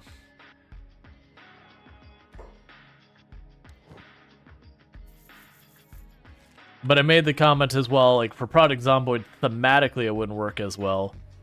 If it happened they were, like, skeletons or orcs or ghouls or whatever, but same basic premise, sure. Like I said, thematically it wouldn't work. Now it's Project Zomboid. But I don't particularly have a draw to zombies. Alright, so we got S2D Vitez joining the home team. So you're set to do this. And meanwhile, for that matter, it is time to get our first worker who's just going to do work stuff. Because right now they could be working on laboring and all that. So boom, you're going to go get copper and you're going to bring it back.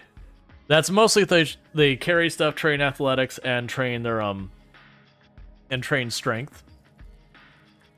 And Arbiter's going to stay here because we still need to recruit that last one. How are you doing? Alright, Beep is basically patched up. She-Wolf is basically patched up. Jaywalker's basically patched up. Luxray is basically patched up. Soul Adams is perfect shape. Captain Brody's a bit beat up still. Eonek is all patched up. So it's Rual and Captain Brody still need a little bit more time recouping. And they'll be ready to get on our next misadventure.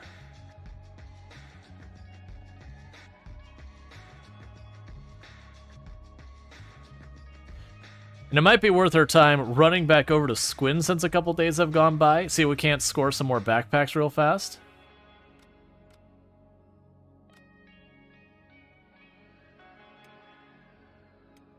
That's probably fine, actually. Alright. So how's everyone doing on their food front? Everyone's getting the munchies. Oh, right. So first let's go pop over here, sell a bunch of the junk. And actually, I was hoping we'd get a recruit there. Alright. Oh, you can be on jog now. Everyone should be able to handle that. A lot of the new recruits can't handle Rual at an actual run, though they won't be able to keep up. Alright, so sell all this junk.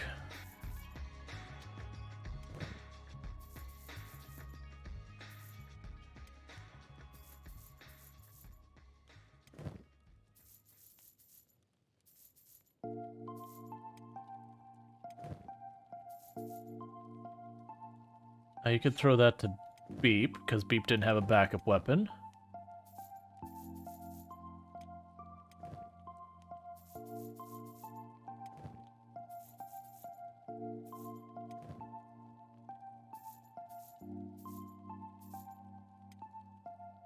Okay, so we sold a bunch of that. We got a bunch of food on Rual. Put a bunch of food on Beep, because they have a backpack. She-Wolf could take a little bit. That's all the food they have handy. We're gonna go over to Eonek and grab a couple of these bandages. Captain Brody is good on bandages. Grab a couple for you. Eonek is gonna get a... Oh, those are the right ones? bolt regulars, toothpicks. That's the reason I should check before buying. Yeah, so you don't have toothpicks. Oh, actually you do. So buy the toothpicks. Those are the really little bolts. So basically I'm just getting Eonek a whole bunch of ammo because, like everyone else, they're going to really suck at using their weapons at first. And the only way they're going to get to not suck at using their weapons at first is to use weapons a whole bunch. And eventually they'll be good at it.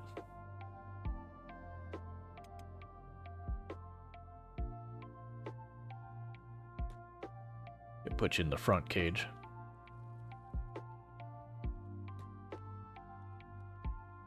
Alright, so meanwhile, like I said, we're going to take a quick detour down to Squin, because right now only 3 of us have backpacks, because I'm trying to get the backpacks that don't have a meaningful penalty for fighting, because this is the fighting group. But I do want backpacks just to have more cargo space for money, resources, whatever. I was going to pop down here. I don't feel any need to go after getting more people for the Hive. What I would like to do we want to spend... Not for getting recruits. Like, we might grab people if we happen to be down there and they happen to just walk up to us. But I might try to see if we can't get through some of the beak things down there. Or start, like, wiping them out. With the purpose of trying to push into their area to steal the blueprints for making the Hiver armor. Do you really want to do this?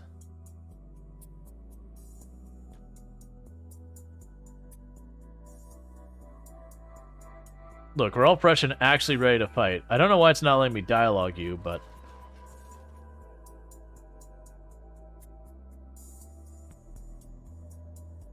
You done?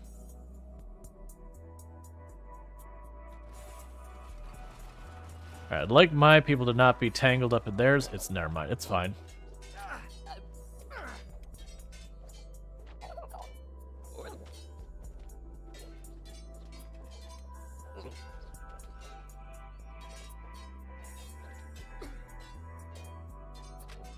Alright.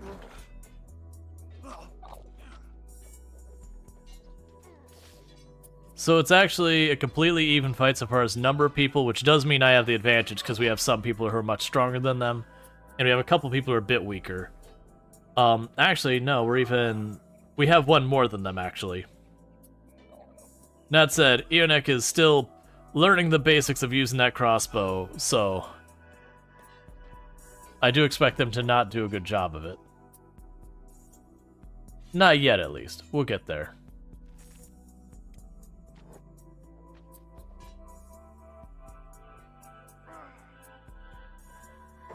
Alright, so She-Wolf is free. Go loot that body.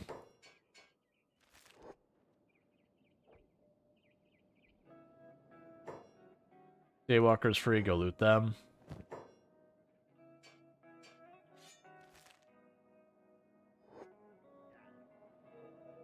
Okay, and they don't have anyone with a bounty, so Captain Brody went down.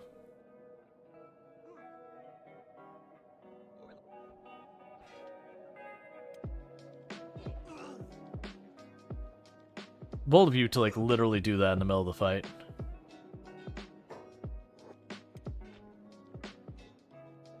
Let's have you go grab this one's stuff.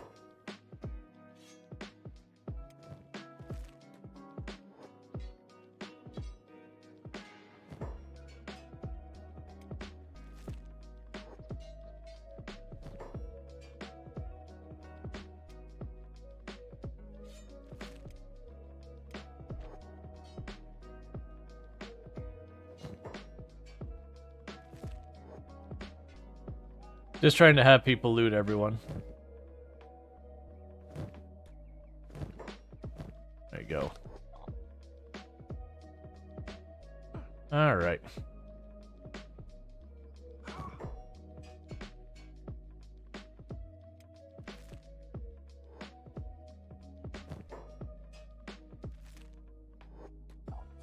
So, Beat go check some of them. And pretty soon we'll stop picking up this junk armor and just focus on more valuable things. Like, usually it's not a bad idea to grab the weapons, kind of long term, because usually they tend to be pretty good for area of inventory versus value of item. Are any of you using shoddy quality? You are.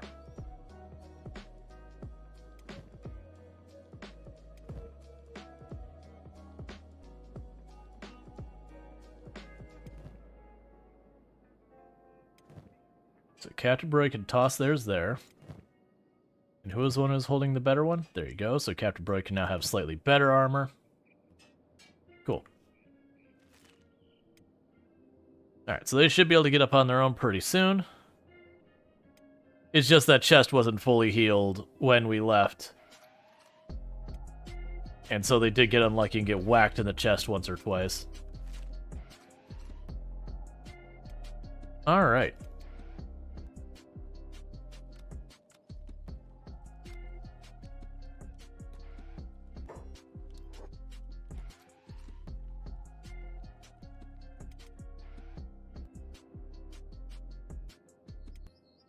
So the big question comes when it comes time to set up our base of operations for like producing food and armor and that kind of stuff, where we're going. This time I want to make it very center map so that no matter where I am on the map, we've got a pretty straight line to it. Unfortunately, because She-Wolf, I demand you obey the laws of gravity. There you go. Look.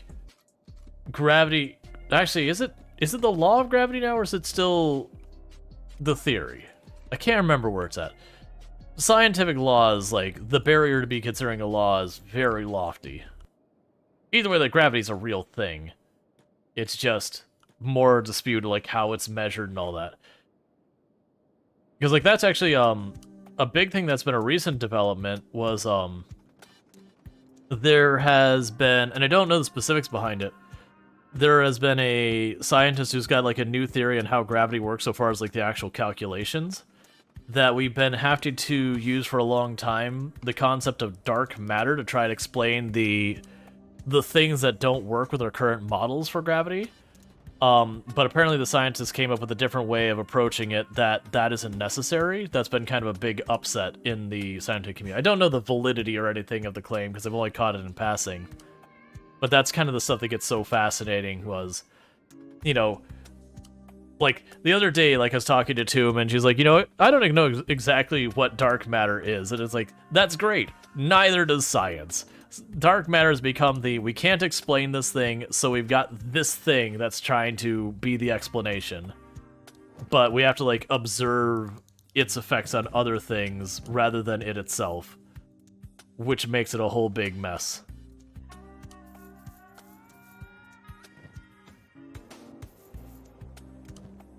Which happens a lot in science, for the record. A lot of science does come from, we can't explain this in our current understanding, so we are going to continue to expand upon our understanding until we can explain it. And then most likely, we will have to make some adjustments to our understanding here and there as we become more knowledgeable on this thing. Because we're going to do a certain amount of guesswork that will later need to be gone back and corrected. Alright, so let's... What do you have here? Scrap tent, don't care about it. Is anyone sitting... So you can use some better medicine. You can have a better medicine. You're good, but put it in your bag. You're good, you're good. You can use a better medicine. I don't really care about the scrap tent pattern. Nor do I care about buying up all the maps. The maps are expensive. Alright, so we did manage to grab one extra bag, which isn't super exciting. Let's see if we can't go down here and try to weather the beak things enough to manage to snag the blueprints for the Hive armor. The Hive armor is the only thing I intend on stealing from like an actual city versus places we conquer. Just because it's, as far as I'm aware, it's the only way to acquire it. I could be wrong about that, but it's not often I've had to even consider it, so...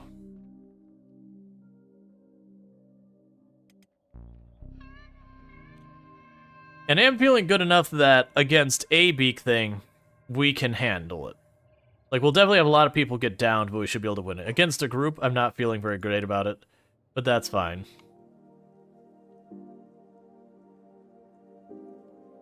Alright.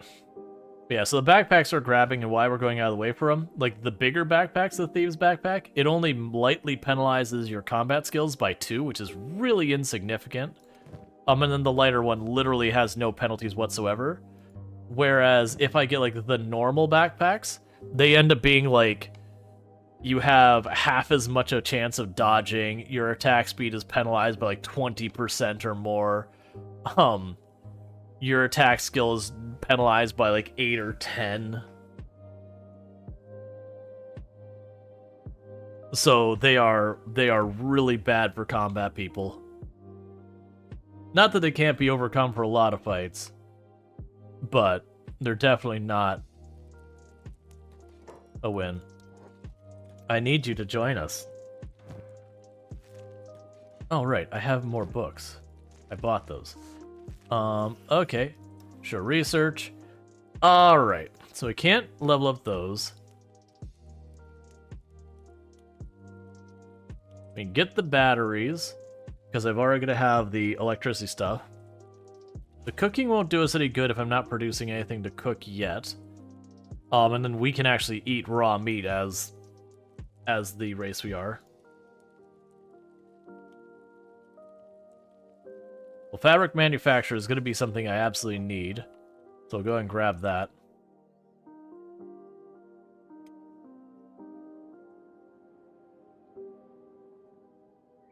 Hey, Otan, how's it going?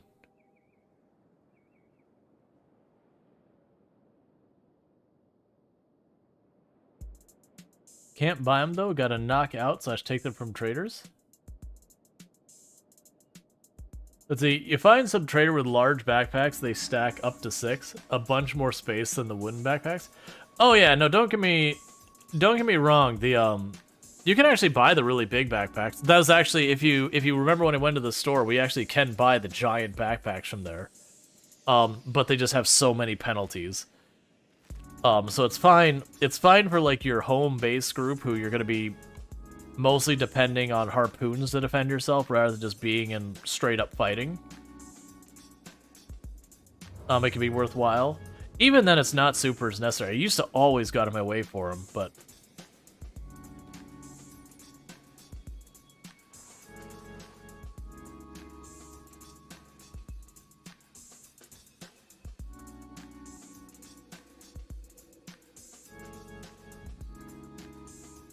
Alright.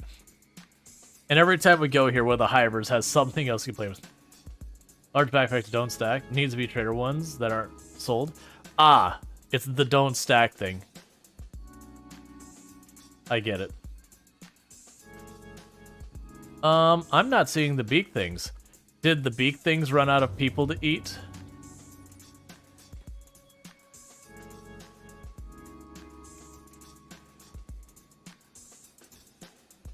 How is the town doing? Not good. It used to have 80-something people.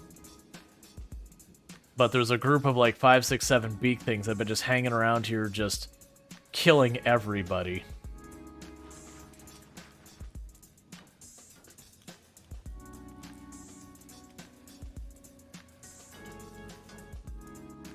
Look.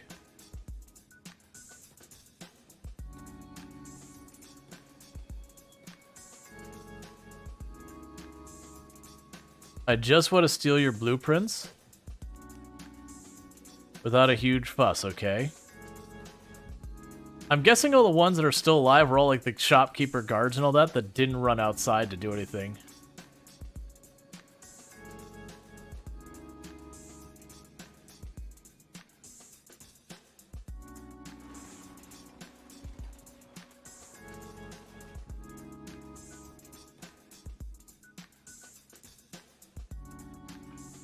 Okay, look.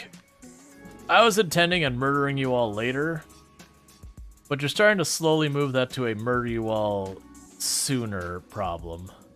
Where did all the beak things go?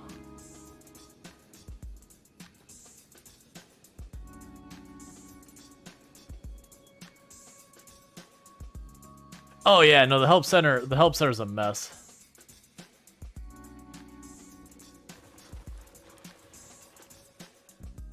Oh, that's interesting. It's no longer flagging it red like it'll count as stealing. Maybe because the previous occupants are all dead.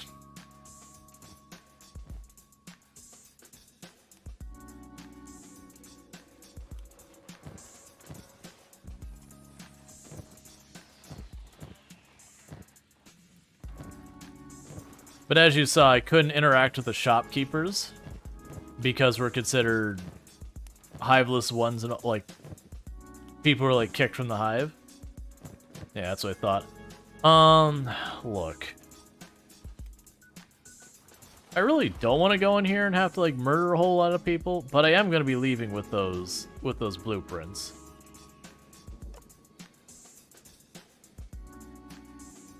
Are you strong enough for Hive soldiers? Like to fight them straight on? Probably not. Hive soldiers tend to be pretty tough. No, get inside, get inside. The big things are here. It was all a ruse. Get inside. The whole army of big things. Oh no, they've learned how to go inside. Hang on. This is my safe haven.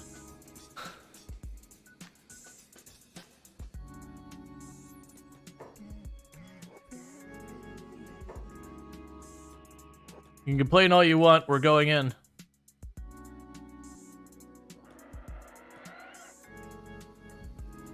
Oh, Luxray is gonna get absolutely decimated by pathing. Hold passive.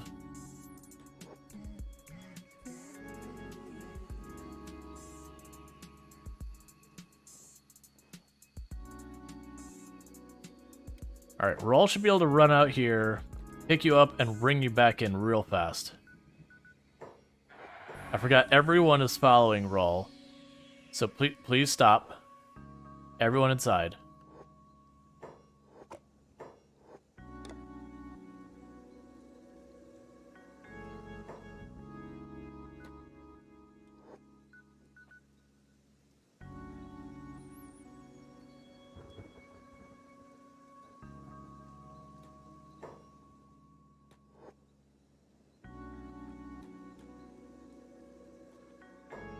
Alright, that way we can patch them up.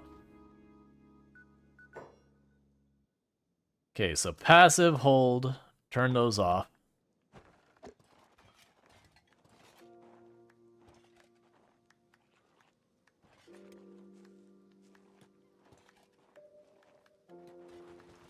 Look, I will kill you if I have to. Yeah, so the soldiers are in their mid 40s to 60s. Where do the big things come from and go to?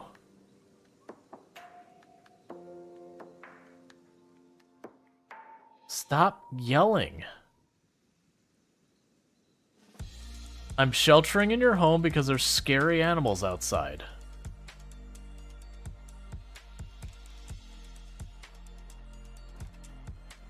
I will kill you if you don't stop yelling.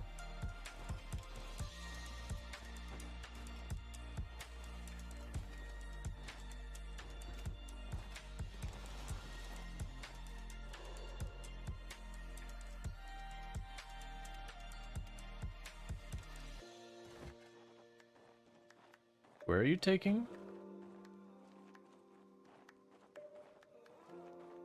What are you doing right now? Are you throwing Captain Brody outside?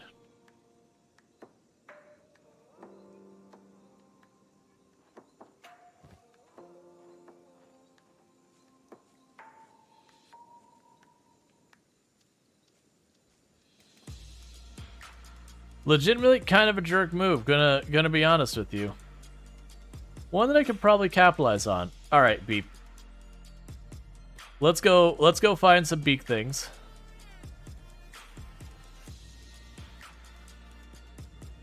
There we go.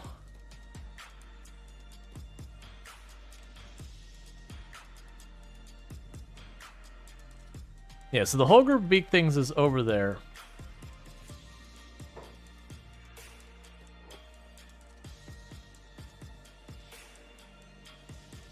Just bring them back with me. Because if that person sits out there with the army of beak things over there. So what I would like to do is to piss them off, get the beak things to attack with them out there, so it's just, you know, it's big battle, and we just, as best we can, stay out of it, because 5 beak things will absolutely demolish us. We could also literally just engage them here. They do have a strong advantage on us so far as their stats, but we have the counter of that, which is just raw numbers. Oh, hi. Alright, here's the plan, everyone. All of you, passive hold block. Beep, buddy.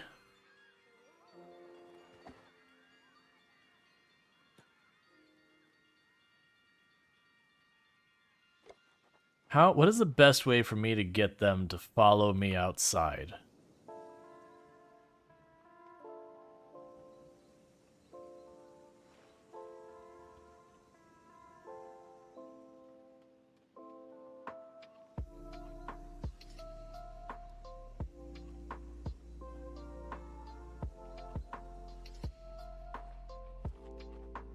Because Rual can't knock you out.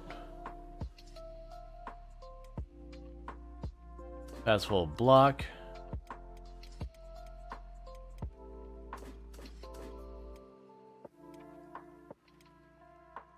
Alright, this is probably a terrible idea, but I am going to attack them unprovoked, kicking off the fight, and run outside the door as fast as we can.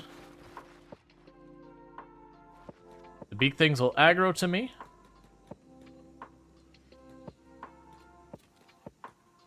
Beak things. There you go, friends.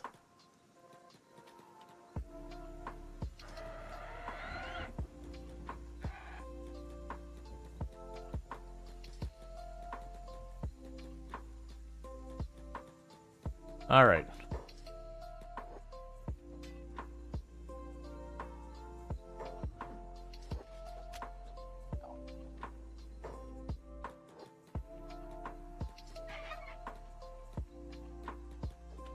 Stay on the beak thing.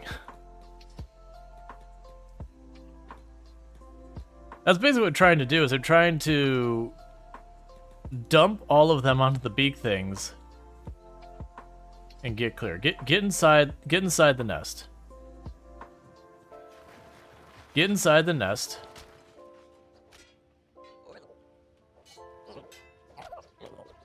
And just defend yourselves.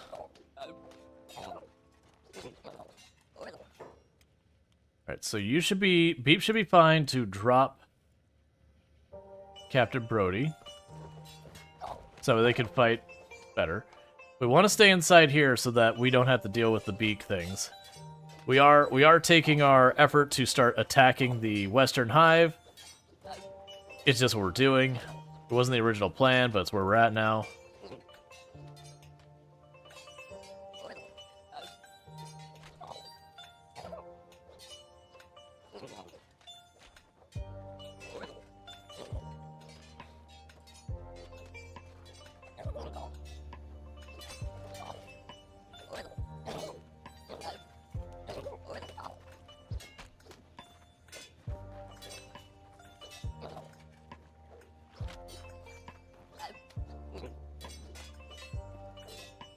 We're doing our best to patch up everyone we can.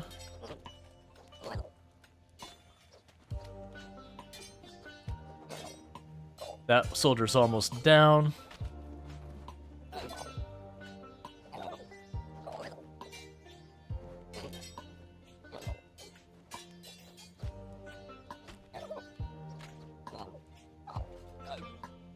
Rual's glitching out because of terrain and not being able to defend themselves.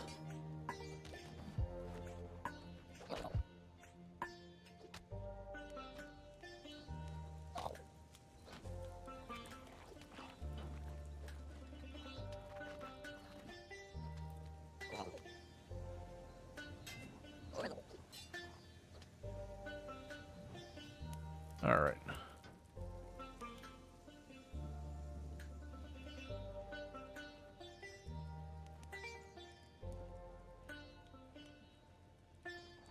Are you medicing me up or yourself? Okay, you're medicing yourself up.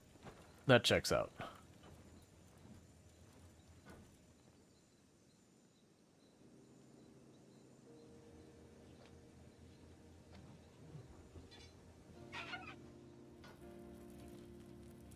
That didn't go at all as what I'd hoped. The plan had been to run outside, basically have a three-way fight going on, but for the most part, it was just everything chasing me.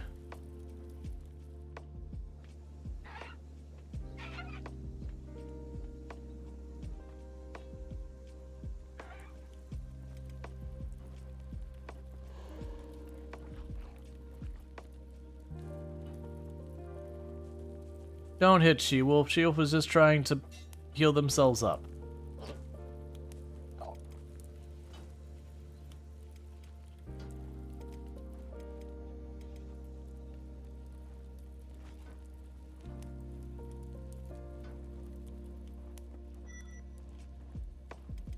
All right.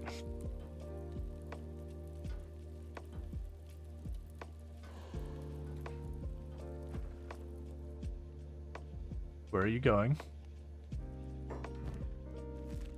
Alright. Everyone down, Vatican? What happened? Oh, it's just, we literally, when attacked them, the Hive, to try and, make a move on trying to get the plans for the armor. Because it's trying to take advantage of the beak things in the area, but they just weren't even interested. It's not going to work out for you.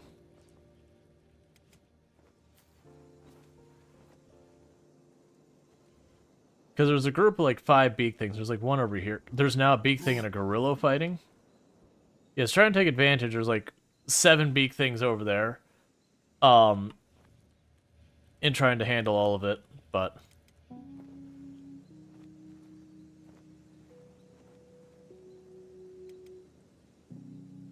Electric trying to help out as quickly as we can.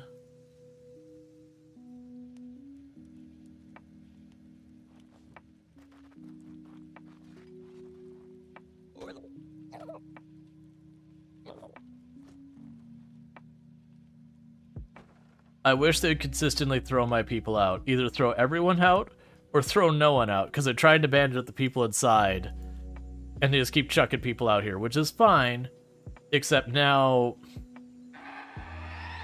we have a whole mess of beak things to worry about.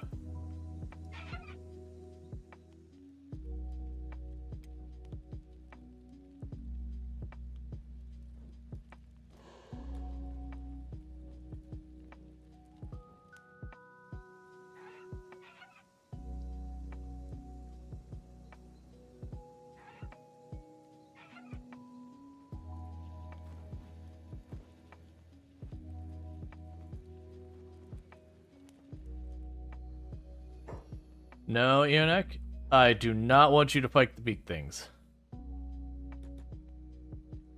No, no, no, run, run, run, run, run, run, go inside.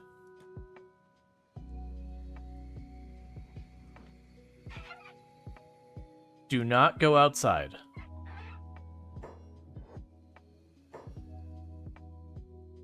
I see, you would want to medic the people outside, but that's a problem itself.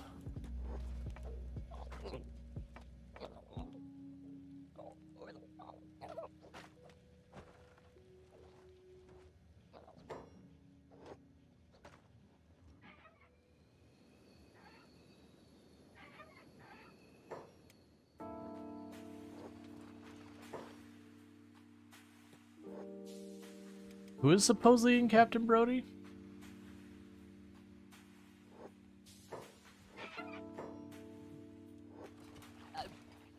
I'm gonna have to get involved.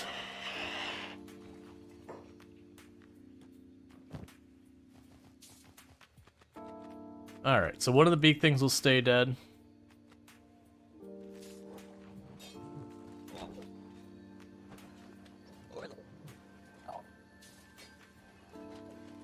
Come on, knock out the soldier.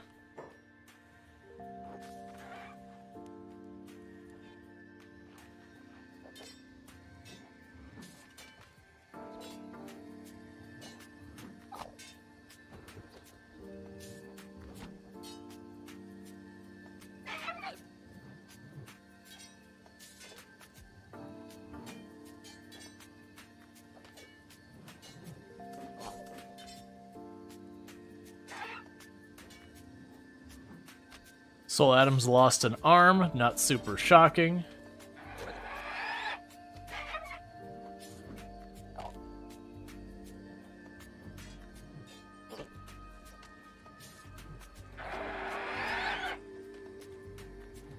Why bully she-wolf?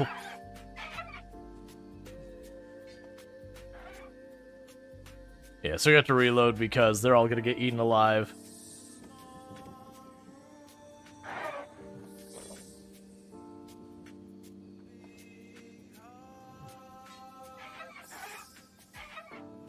But yeah, that's been the whole thing, is just this whole time, these beak things have overrun this area. I wanted to just try and steal the blueprints and get out. And so we had the idea of like, alright, well there's all the beak things, let me just grab the soldiers, run them outside. And then the beak things, for the most part, did not care at all about the soldiers. Neither did the soldiers care about the beak things. It was almost entirely everything went after me. I was like, that's not useful, helpful, or anything.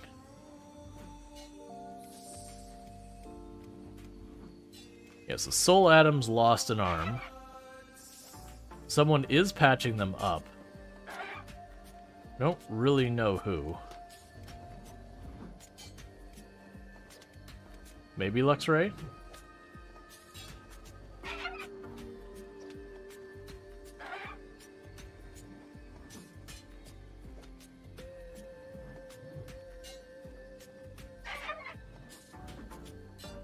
If the soldier wins this fight, that might actually work out for me.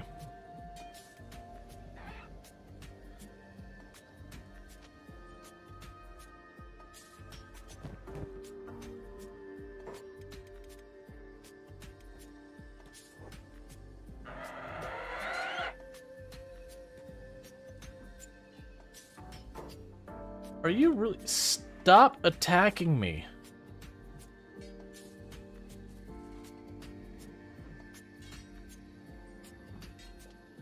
Oh, come on.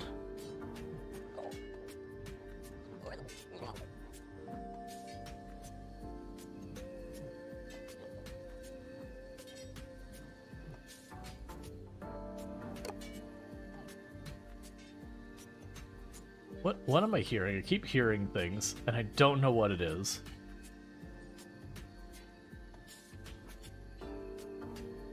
Like, I was trying to see if something was giving me some type of notification or something.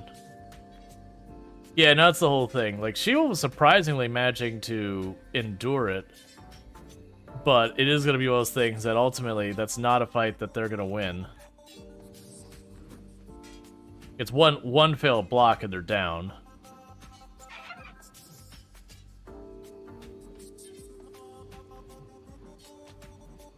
Yep. Alright, so that's everyone going to die. We'll try loading back just at that point, and we'll try going back more. You think this is the time where you start new Hive, who you can save? Well, that's kind of what we were doing, is that we were like, alright, we're going to kidnap some of these ones to, like, build up our numbers. And then we got here, and there was a group of 7 beak things just destroying the place. Alright, so this is not far enough back. There was just a group of like 7 beak things just absolutely annihilating the entire town. And so we kept rescuing workers and taking them out of here, which doesn't undermine their combat effort. Most of the workers won't even get involved. And we were actually coming in to just steal the blueprints so we knew how to make the Hiver armor, because we're going to need that for late game. And I was like, alright, let's, like, literally I saved here because there's, you know, 6, 7 beak there's 7 beak things over there. There's another group of beak things up here somewhere. Like, that's just what happened to this poor Hive. The Hive used to have, like, 80 plus people in it. And while we certainly have taken about 10 ourselves, they're to less than half their population now, which is definitely not my doing. Yeah, so you're a recovery coma. So yeah, what I tried to do is I tried to attack them and run outside to get the beak things involved so that they would fight the beak things, and then I could just, you know, grab what I wanted and get out of here. Because that's the issue, is these ones won't leave the building, and as you can see, there's beak things everywhere. What we can do, though, is Ionet could just train for a little bit, shooting the big things with the crossbow. Big thing's scary. You lost a member to Lun? My community with preparing the big thing hunt. Oh yeah, no, big things are absolutely terrifying because they eat your people and they down you. They're extremely fast. So they absolutely will do a number. But as you can see, they're everywhere. They're just like surrounded the building.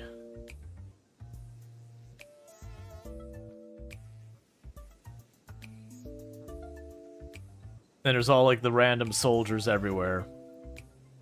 And the only thing that's like really killing them is, again, the big things going around and one by one eating everybody who's here.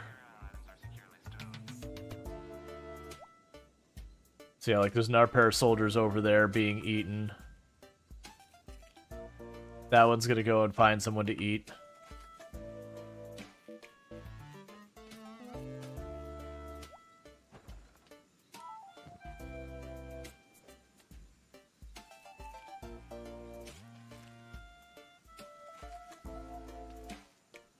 I like how it just doesn't even care. We are just emptying the little bolts into it. I was like, nah, got my snack, gonna finish eating. Fast forward time? No. I definitely don't want to do that because it'd be my luck the moment I do that everyone would run out and suddenly get swarmed. Take 2 seconds real fast. Are we friends yet? Nope.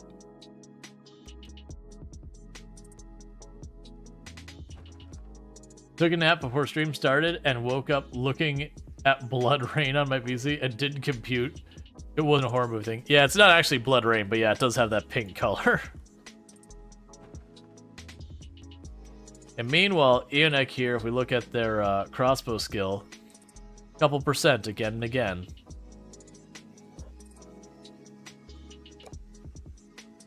We apparently shot it enough that it got upset and it backed off a little bit. Anytime you fast forward, your team loses their intelligence and they become sentient but stupid. Yeah. Oh no, I've had such terrible luck with, you know, fast forward, like everyone runs outside and just stands there and gets mauled and all that. Like we fast forward time a lot and you, like I end up having to reload a lot because of just brain off remote. You finished the Hive, start a second one? No, I'm still on the same one, like if you look at it. We managed to score enough hits that it grabbed his attention, it tried to attack Ionek, and then realized it couldn't path, and then just went right back to eating. Now this one is about to die.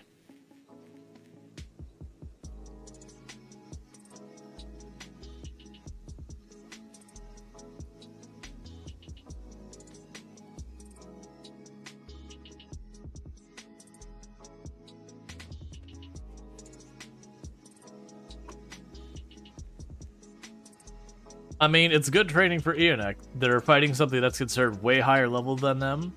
I mean, just look at the speed that crossbow skill is going up. Like, that's not even fast forwarded, that's regular speed. And it's going up, honestly, more than 1% a second.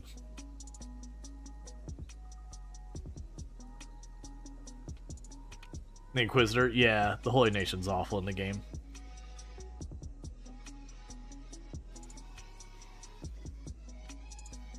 But you also notice we're not really gaining any precision shooting. Precision shooting tends to require friendly fire to happen.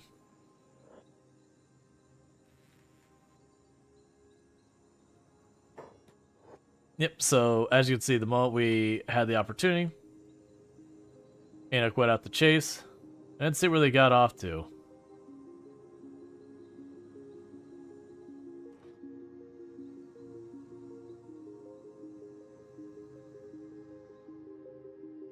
What would be the best way to deal with this? Because we will have an advantage if we go outside, I think. And we can't really knock them out. Like, literally none of them do I have any chance whatsoever knocking them out. And in straight up fight, I actually think they have the advantage.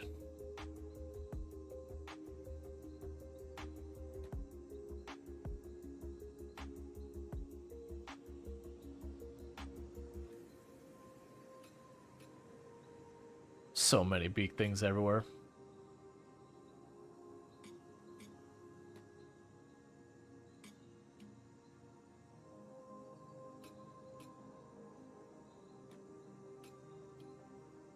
What happened to Captain?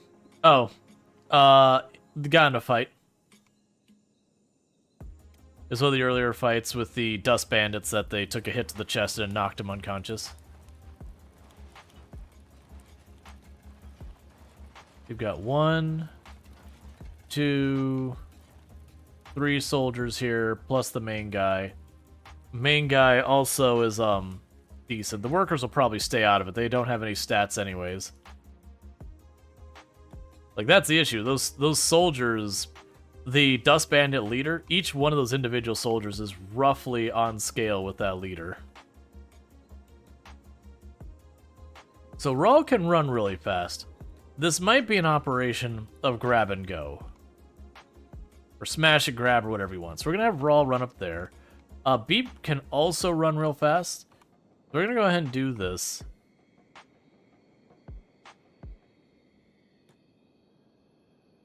Oh, Beep is the one carrying Captain Brody. Hey,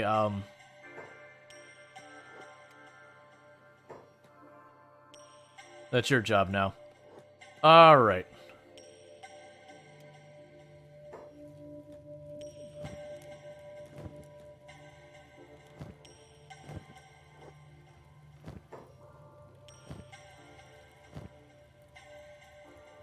So we're hoping to find isn't any of the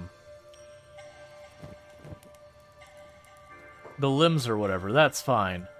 We're hoping to find is the blueprint for the armor. Because like I said, it's the only thing I intend to stealing because it's just not something I can get otherwise.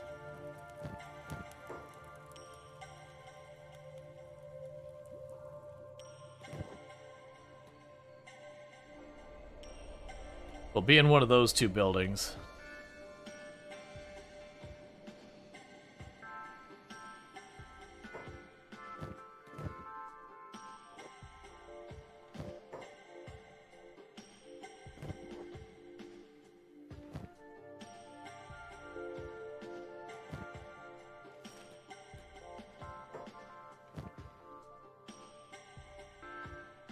Alright, so just taking a quick look around. We know they hate us, it's fine.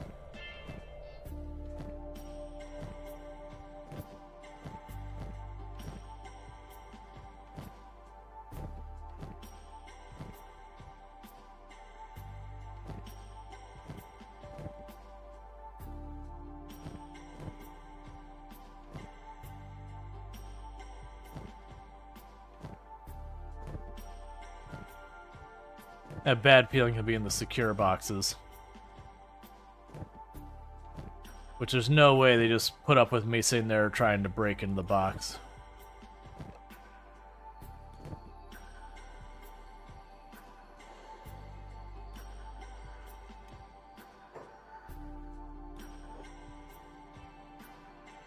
Okay.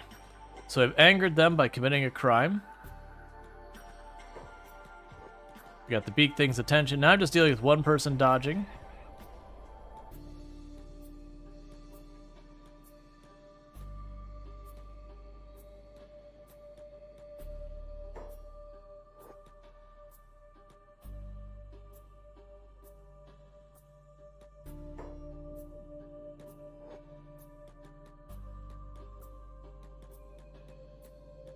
I brought you more food. Cool.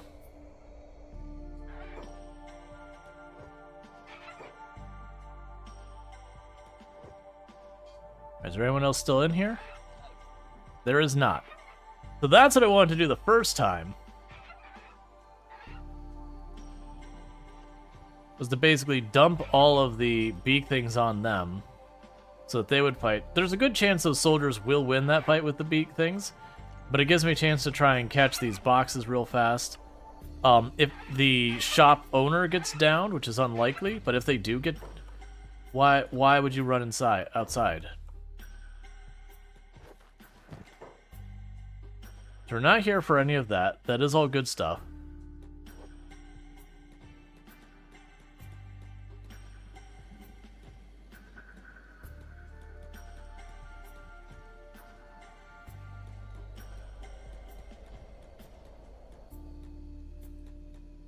Cool. Run back inside, open the next box.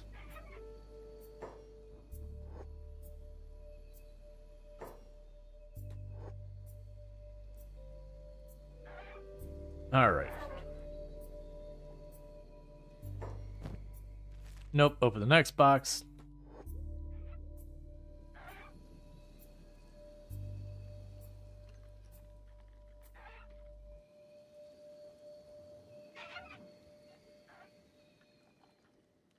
Alright.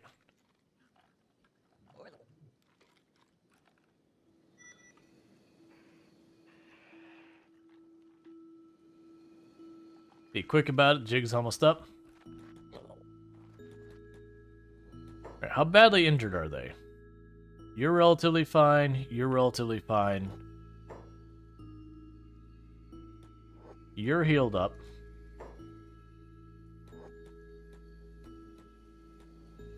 So I didn't find what we're looking for. It, like I said, it's probably going to be one of those things I'm going to have to take out the store owner. Alright, everyone else popping in. We are going back to war again.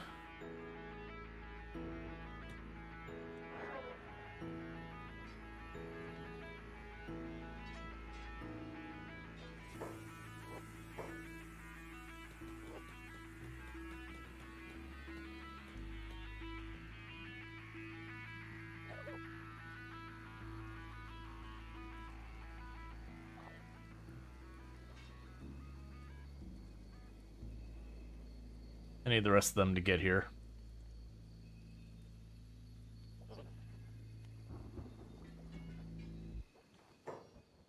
And we'll grab some of these ones in the back. You go on them. Alright, so we are going to try and just use our numbers and the fact that they did fight a bunch of beak things who are a little bit roughed up to try and knock them down real fast. We don't plan on capturing any of the soldiers because that feels too cheesy. Because we'd be just jumping right up to being 50-40 characters and all that. Or I don't feel bad about taking the Hivers because, like, the regular Hive workers, because they're slightly weaker than we are.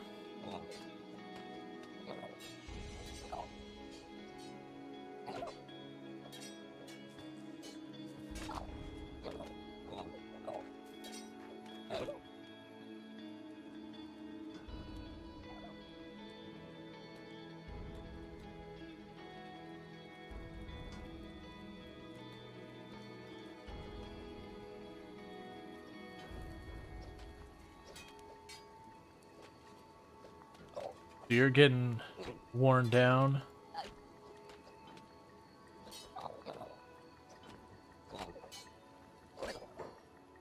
They keep getting more soldiers involved, and that's not to my benefit.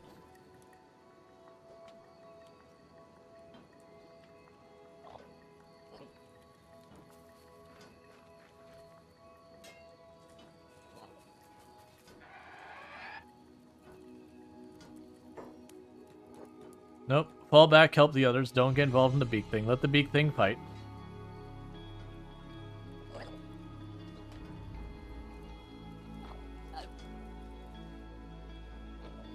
So, once again, we did not win this fight.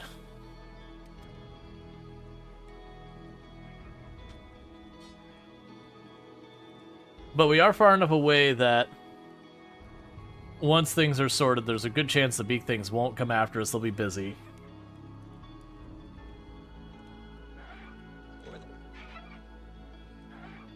Oh. Literally, Soul Atoms can't fight back anymore. Both their arms are busted.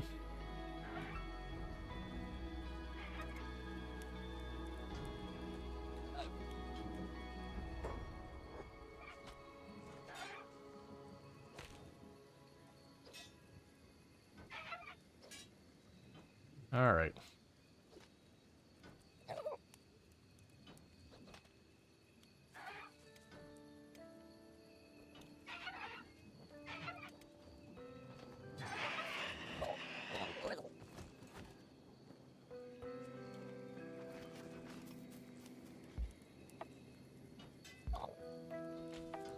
I'm just trying to get my people mediced up.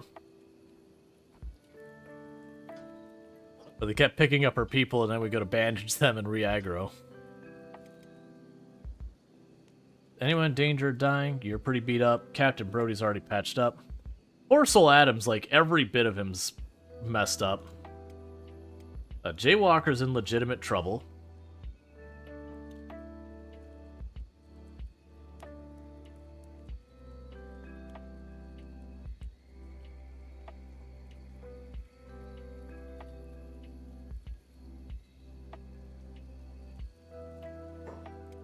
So let's have you sneak medic.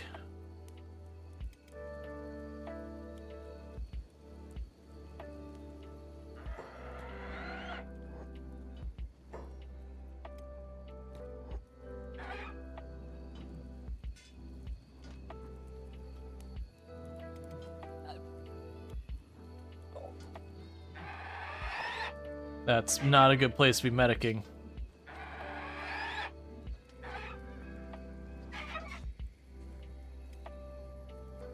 Alright.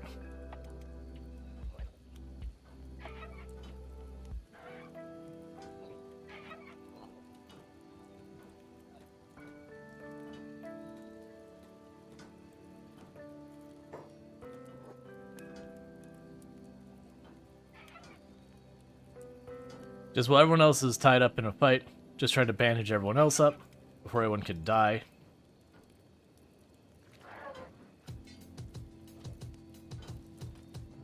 Alright.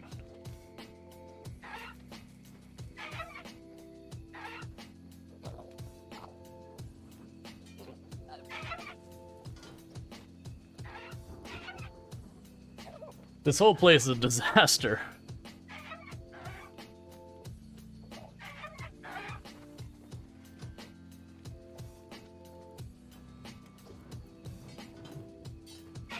Please stop doing that.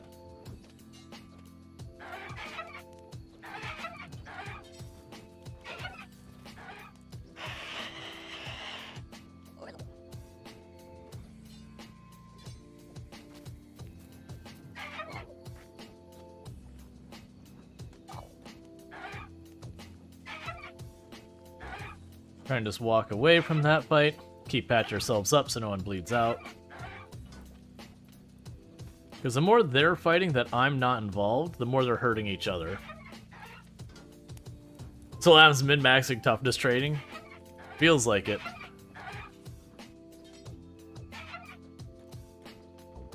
Just get away from them. And now patch yourself up. Could you stop?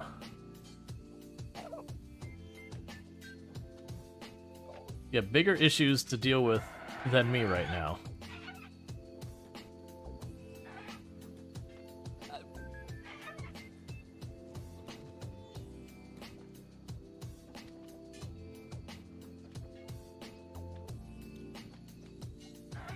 Alright, see who gets up next.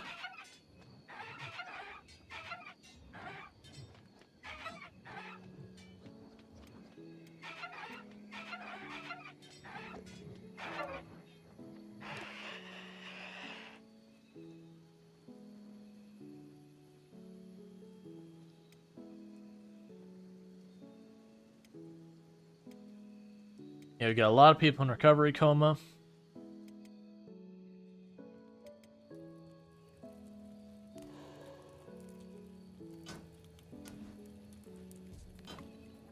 Alright.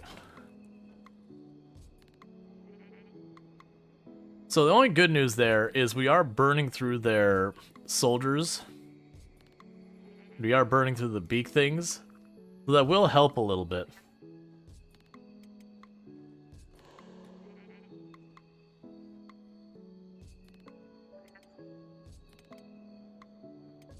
Yeah, no one's in danger of dying right now unless a beak thing gets up and tries to eat them, which is a real concern.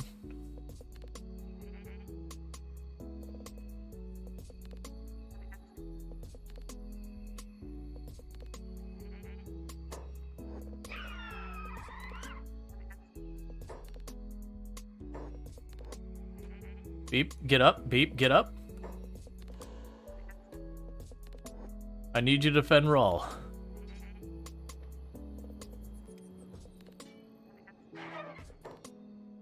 Alright.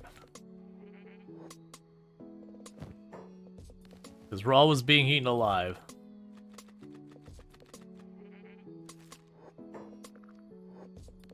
Yeah, no, that's the thing, is I don't want... Oh, come on. I don't want to take all the leather, because I need them to keep fighting the soldiers as well. But yeah, so we are running into the problem of just one person after the other kind of thing.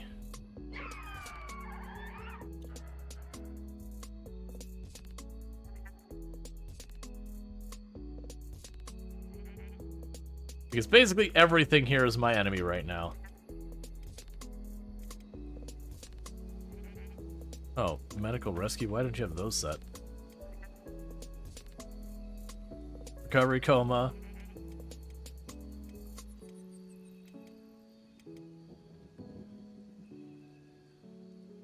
We might literally all be in recovery coma except for Soul Atoms who can't do anything because their arms are busted.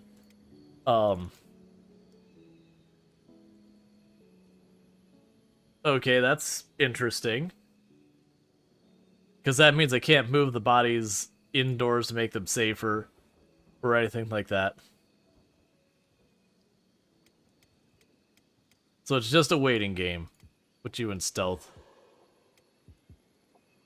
To see if we actually get up. Yeah, Captain Brody should get up pretty soon.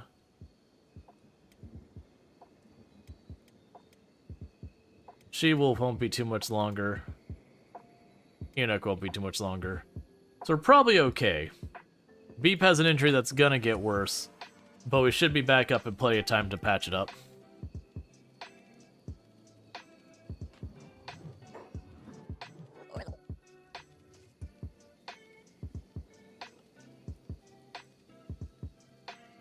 That's just how many beak things have been running around out here.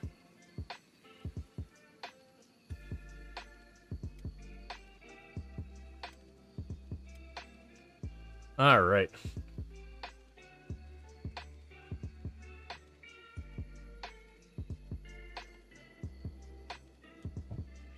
Please don't draw them directly to me. Oh, the Shinobi Thieves should be able to handle that, no problem.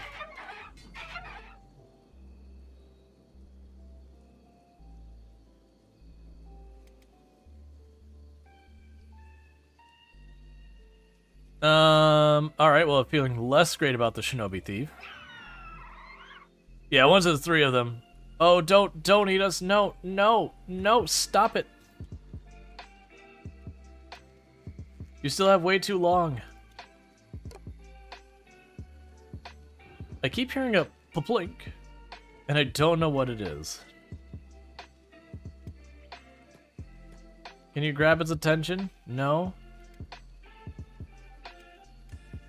Yeah, he's gonna be dead long before that happens, and we got more coming. Alright, well, we have to reload. Because they're just actually gonna, like, systematically go through and eat us. It's coming through the stream as well? Yeah, that's what I don't know what that sound is. Because it's either a system sound, is most likely what it is. But I'm not seeing anything that would be causing a system sound. Like, I'm not seeing any notifications on the YouTube side or the TikTok side. I'm not seeing any messages or anything going on that, so it's not the other stuff there.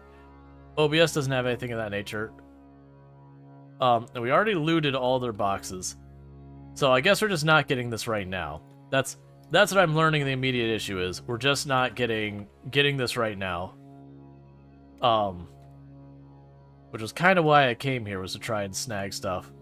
But with all the guards in there being so much tougher than we are, that's not something that's realistic. And then the bazillion beak things. You start playing this week? And you have not been into this game for a good long while? Yeah. Yeah, no, it's like a little plong sound. Like you'd almost think it's like a notification sound for that. Alright, so coming down here is a waste of our time for the moment. Because they're not going to go and like sit there and worry about kidnapping a whole bunch of extra people. Have you go back down towards Squin to try and get our backpack. This into? It's so good. Oh yeah. Let's see, is there anything else that might be doing notifications or something like that? No? So it's not like some new Discord thing. I don't have any new notifications to worry about there. I'm worried that something got turned on that has notifications that I want to get rid of.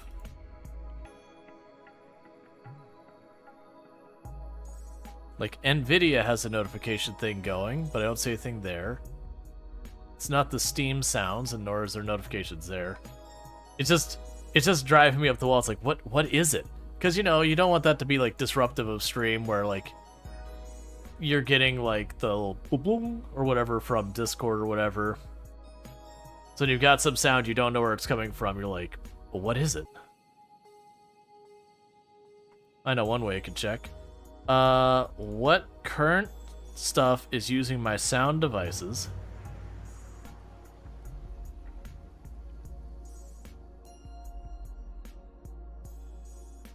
Nothing that's standing out there. That'd be an obvious one. It's not been super often. I don't think it's anything in Kenshi, though.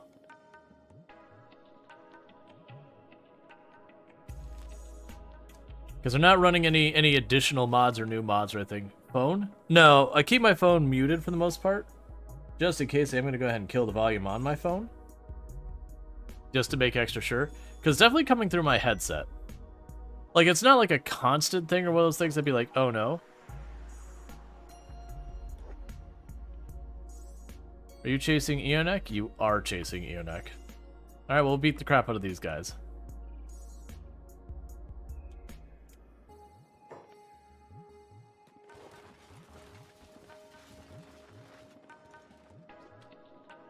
Alright.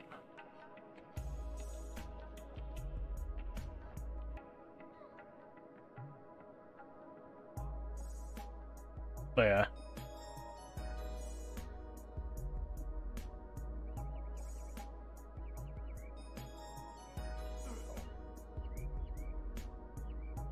So they very heavily outnumber us. And we got a couple people that are a little bit stronger than them, and a lot of people who are not quite as strong as them. So more than likely they will win this fight, but that's fine because they won't kill and eat us or stuff like that. So we can just fight out. Even if we lose, they'll steal some of our food.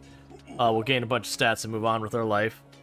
But that's the only reason we were doing the resets over in vain, is because people were like literally dying to the beak things. That's the danger of the beak things, that they'll eat you. I've had people joke about, it's like, why don't you do a permadeath run or all that? And very genuinely, the reason I don't do that type of playstyle is it means I never go to territory that's dangerous. Oh, he just pulled more of them? No, he didn't. It just means I would never go to the places that have beak things until, like, we're way stronger than them we need to be to deal with them. And we just, like, avoid the cannibals, avoid anyone who would realistically knock us down, as far as, like, kill us, knock us down. Is kind of the way it goes until you start getting, like, super juiced. And it just means to be risk averse. You'd probably have me do the cheesy stuff where you, like, run around in a room until you hit, like, 80 athletics, so that any fight that we're not looking like we're gonna win, we just run away. Just to not take chances. And for me, that isn't very interesting. It also means I wouldn't fast forward when I travel at all, because this game is notorious for everything looks fine. You fast forward and suddenly 5 beak things fly out of left field, and you're like, but where did they come from? Versus if you're going regular speed, you can, like, watch for them and be like, oh, I see them out in the distance, and avoid them. I do a lot of permadeath in a lot of games, but to me, Kenshi is not well suited for it. There's just too much jank, too much things that don't work quite right. Like when you're running away from an enemy and your pathing messes up and runs you right back into the enemy you're trying to get away from. And so you just get, you know, tagged by all the weapons at the same time because your character just randomly decided to turn around in the middle of running.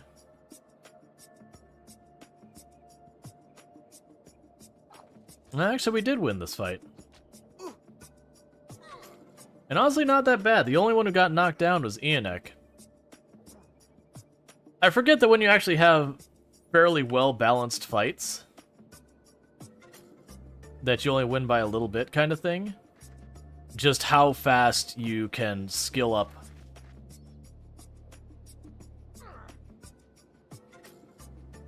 Yeah, and Eonek's already back up. Okay, well, let's go and loot some people who got knocked down.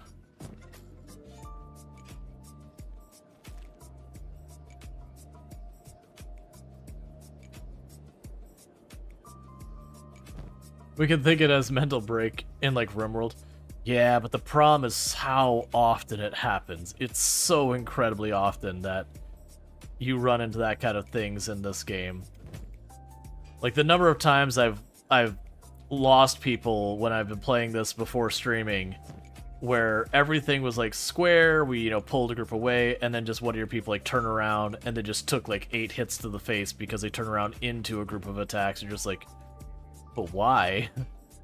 Why would you do that? But it's just like pathing glitches, that kind of thing.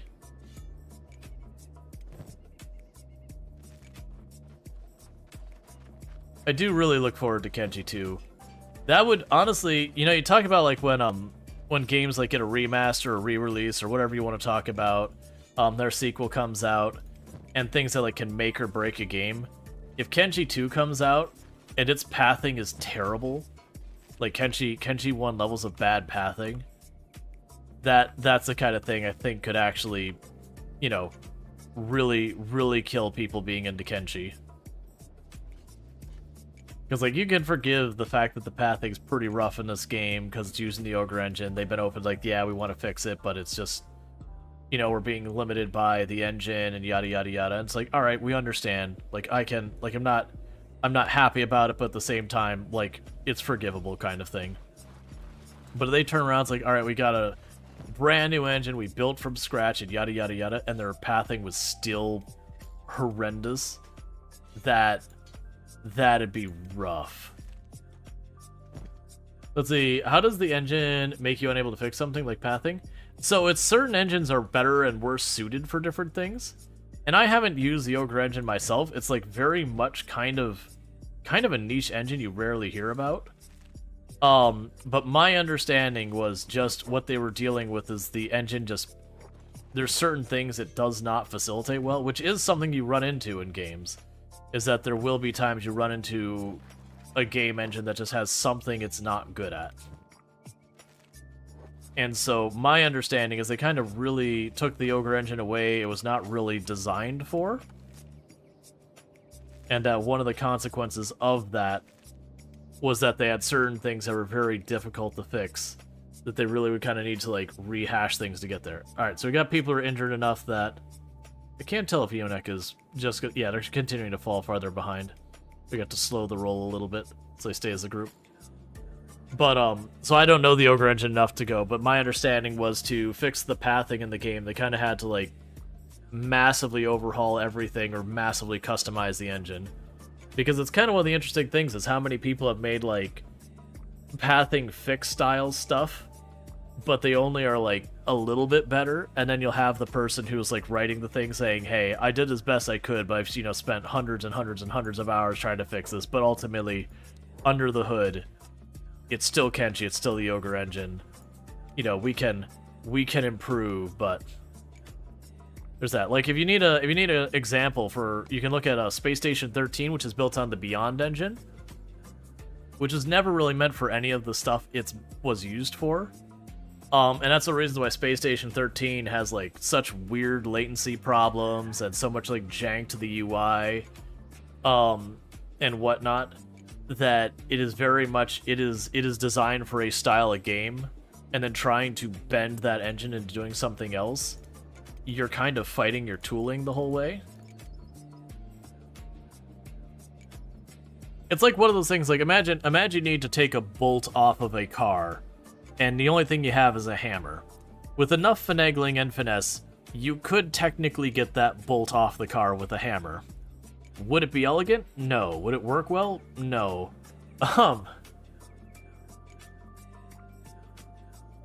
Let's see. Jank Space Station 13 is real. I don't know what engine they're building Space Station 14. Is there a Space Station 14? Because I know there was a Space Station 13 Unity project that was being worked on forever. That it's one of those projects that feels like it's always dead. And then it kind of pops up out of the area for like 2 seconds, and it looks like it's 1 or 2 changes, and then it vanishes again for a year or two, and you just assume it's dead. And then it comes back out, and there'll be like 1 screenshot, so you're like, alright, they have to have gotten more done in this past time. So it feels like a dead project that hasn't accepted it's dead yet.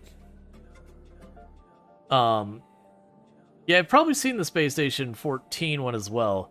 There's been a lot of the ones that have been trying to remake Space Station 13, and almost all of them, you know, it's been like 8 years or whatever, and you know, it never quite dies, but never quite lives. It's pretty active. That's good to hear. The short answer is there's different trade-offs where you can make calculation-intense operations in an engine, and in your engine, if it has a trade-off where the type of calculations like pathing are used, are the dump stats, so to speak. So even if that's just average, you'll want to get a new engine to calculations. So it is one of those things, a lot of times you can take an engine, for example, like, you know, for example, Unity engine. Historically, Unity engine's been a pretty mixed bag when it comes to 2D stuff. 3D stuff tended to be pretty much where its strong suit is. And you could finagle it to do 2D stuff much better. But it usually required you rebuilding parts of the engine effectively, where you have like the engine part that does this, and then like branching it out and retooling the back end. That happened a lot with XNA back in the day as well.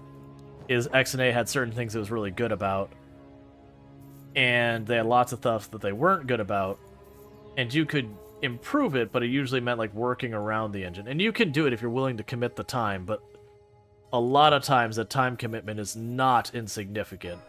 So then you get into the whole thing, do I commit hundreds of hours to trying to fix this one thing, or do I just develop my next game? And most of the time, from the financial support of your studio standpoint, just making the next game is where it makes more sense. There is that trade-off you gotta consider. Okay, so we did manage to score another backpack. I am gonna keep having Ionek. We're gonna basically have Ionek is just gonna keep an inventory full of arrows as much as possible. Captain Brody is still down for a bit longer, but I don't think that was a waste of time to go there. We'll have you go up this way. Looks like there's a playtest. Nice. I'm glad to hear that, because like I said, there's been a number of projects to effectively remake Space Station 13 over the years. Like I said, Space Station 13 Unity was one, or I think it was Unity or Unreal. That's those ones that felt like it was dead, but it would keep like poking back up for 2 seconds and disappearing again. Which, honestly, a lot of dead projects that got kickstarted kind of thing, that's what they do, is they just do just enough so that the project doesn't officially get declared like dead, where, you know, there's no bringing it back kind of thing. And then I thought there was like one or two that they started to push on Steam that never got anywhere, but I'm glad to hear one of them is moving forward. Because, like, I played a bit of Space Station 13 way back, and I enjoyed it, but man, the Beyond engine is bad. For that. The Beyond engine was a lot more for, like, if you remember the old, like, turn-based strategy games, that was one of the things that Beyond engine did pretty well with. Where you could be like, I move my units on my turn, okay, now it's their turn, okay, now it's my turn, like that kind of thing, and then running those calculations. It did that really well. And then someone, just because it happened to be what they knew, made Space Station 13 in it, and the netcode is terrible.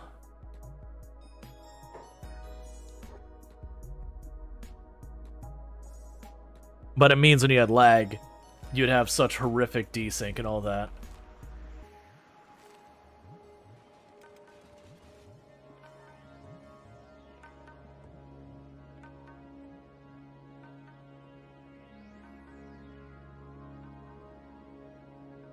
And someone walks into a wall and starts vibrating when I talk about this. Yeah, but that's like I said, I don't really know much about the Ogre engine other than the Ogre engine is what Kenshi uses. That's basically my understanding of the Ogre engine. That it's a game engine, and it's what Kenshi uses. And very genuinely, I don't really know other projects made in the Ogre engine. I'm sure there are, but I don't know them. My understanding is it's an engine that hasn't been kept up as much as some of the others. As your friend worked a ton in Space Station 13 stuff, even coded a group of private servers to have proximity chat, which was cool. Oh yeah, no, I used to, back in the days when I played EVE Online for the longest time, the group I was in, which was called Battle, like, actually it was originally Infinicorp, And we went there. We had the leader of our group decided they wanted to go on hiatus, but we were kind of like, they were specifically worried I was going to like steal the corporation out from underneath them for whatever reason. Just because while they were the leader, I had kind of become like the person everyone talked to and all that. Mostly because, one, I was on all the time, and I was, you know, a fairly grounded, chill person, whatever. And so they got scared that, like, I was going to steal everything while they were gone. And so they locked it all down so we couldn't do anything, which created the fear that they had because, like, we literally can't do anything. The person in charge has basically stolen the corporation from us. And then it was just one of those things that we were like, what do we do? And we started, like, building, like, we started once everything got shut down that we couldn't even function. You know, I went off and made the other, like, we had people went off, made the other corporation start moving stuff over. And, you know, by then, like, the second in command officially, which, like, I was the de facto, but it was kind of like their title, they reached out to person like, hey, this is what's going on, you need to unlock everything down. And it just became this whole big drama thing that, you know, the group's, like, the split way, which is basically everyone went my way except for, the first and second person. And then we had, like, one person who didn't go either way. They're like, you know, this didn't feel good, I'm just gonna leave. And it's like, that's fair. So then we became Battle Stars because there was the person who was the one underneath me. Yeah, it's a self-fulfilling prophecy. Because I had no intention of doing anything. It's just suddenly our industrial people, which is, like, what we depended on for economics, like, they couldn't access anything. The person in charge was just completely AWOL, not responding to any messages, which was unusual.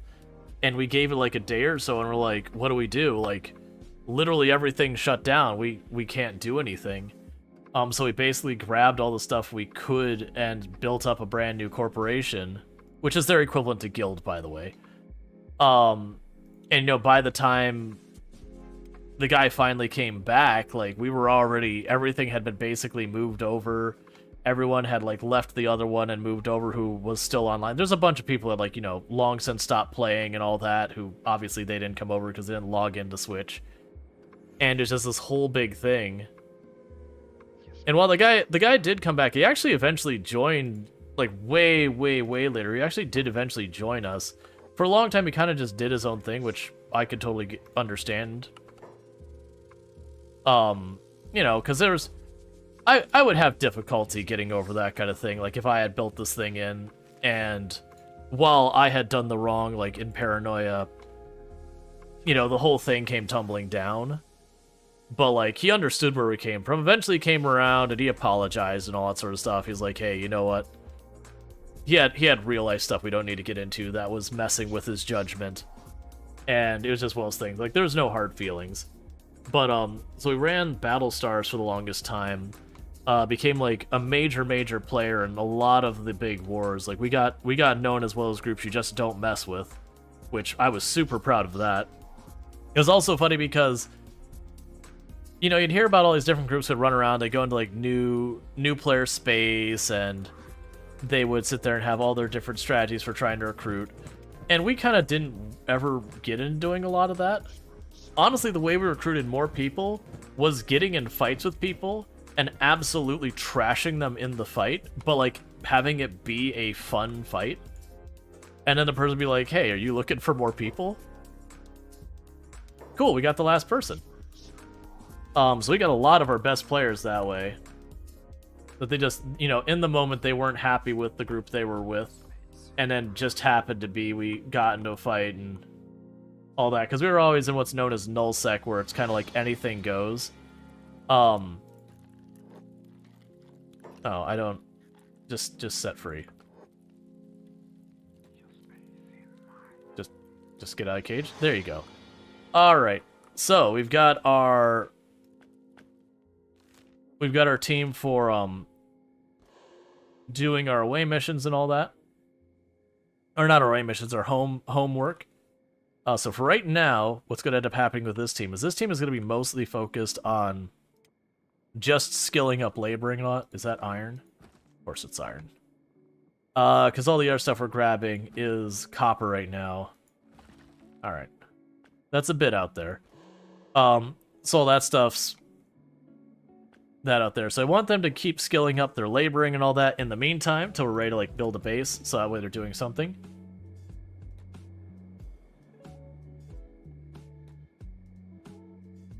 Alright. So how are we doing on our injuries? She-Wolf is pretty banged up, Luxray is banged up, and Captain Brody. So we got 4 people are pretty banged up. Alright, there was a fire over here in the corner that had a bunch of mats at it. Alright, so let you all recover, because all that's going to happen is if I go back out there and fight without them recovering, they're just going to take one whack to the chest and they'll be right back down. It doesn't do me any good to go back out there and fight immediately. That's fine. Alright, but yeah, so we got involved in a lot of stuff. Like, there was what had been known as the, it was the Great Venal War, which, because one of the regions is called Venal. We had the Great Northern War, which, you know, one of my big proud moments was I was the first shot there, because there was this whole, like, proxy thing going on where both of them, like, both sides are trying to make the other one look like the bad side. And I was a teenager, and I was, like, just tired of, like, all the politics and all that. So one of the guys made a scene, I just blew him up. Like, just like, look, we all know this is where this is going. Everyone's just posturing and no one actually cares. Let's be done with this charade. But after that split up, we moved to, like, the south, and eventually, I stepped away from the game on a real level because I just had burned out. And then, as a group, we joined what's called the Goon Swarm, which Goon Swarm became a bit more of a mixed bag over years. Oh, you need food. My bad.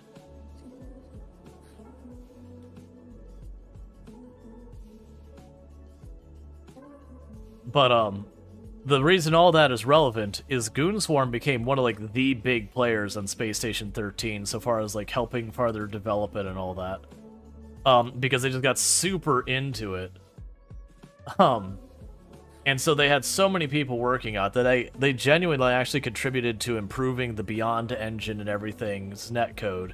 It was still very square peg round hole trying to make it work. But they did improve it a good deal. And they made like a whole bunch of additional game modes to it and all that, where you had different split ups of what we had. Alright, so we'll grab 2 things of food for you, and put you back at sneak.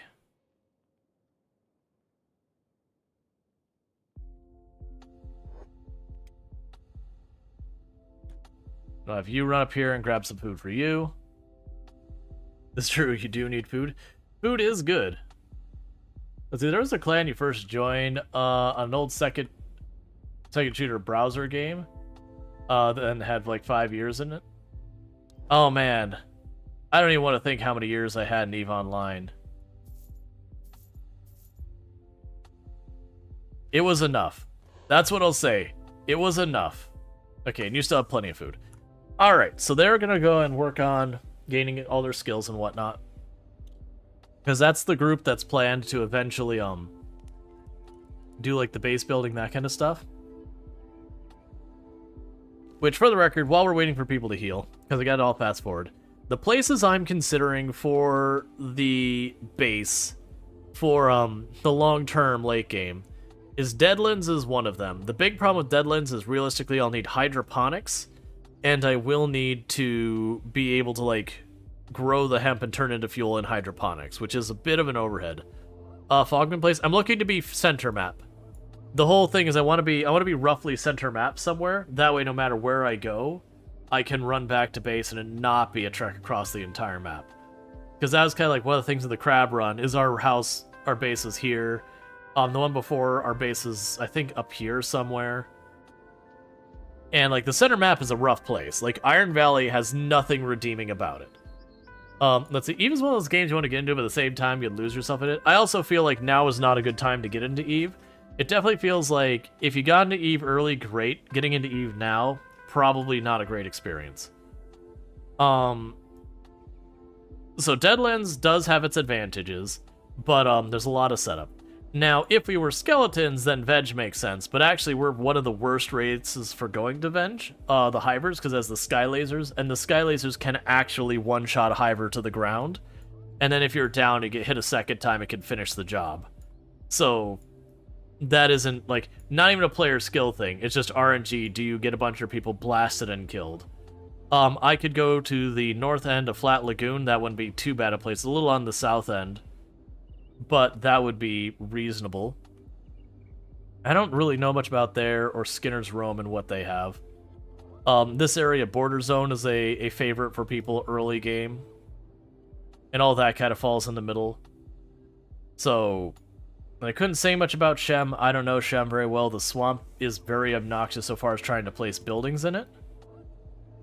Alright. You all patched up?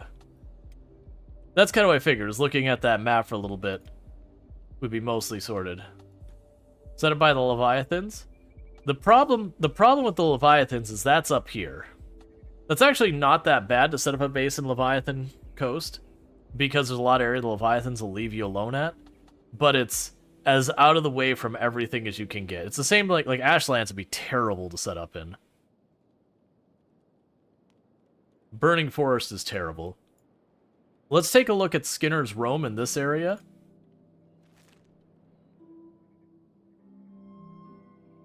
And just see what it has to offer.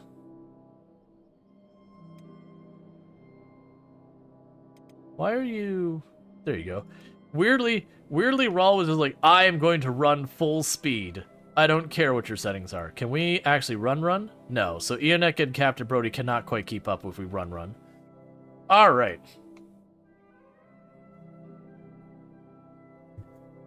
Well, that's what I'm thinking is... check out South Skinner's Roam, see how that goes.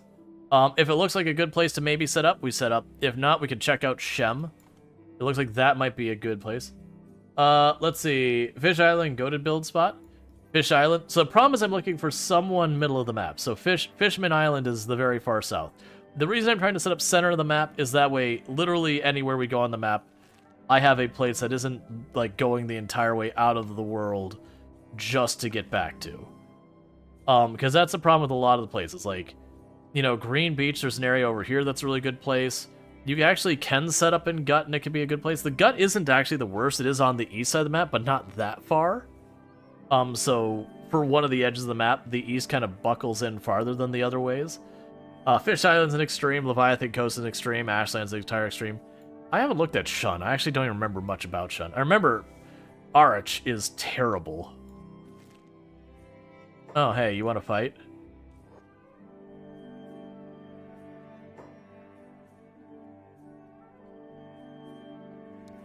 So we just immediately aggressed.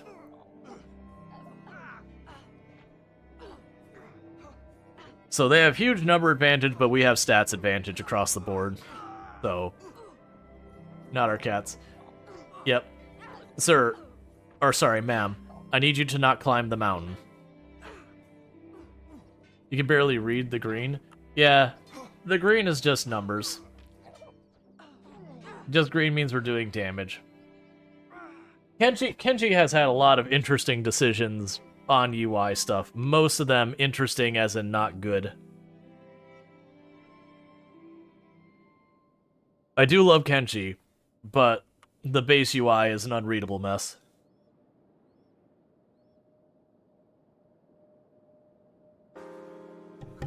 Alright. Now we're not going to bother looting the starving bandits. They carry sticks that are worth like 49 cats each. I'm at like 52,900. Even if we were to steal one from each and every single one, there's like 10. It's still not really worth my effort. The Kenshi joke, Kenshi looks great and fun, but you know, you get into it, you find it too frustrating for you. The bug, like the janky bug kind of thing, especially the pathing. To me, the one biggest sin of Kenshi that is a frustration point is just the pathing, because I have been absolutely screwed by pathing so many times.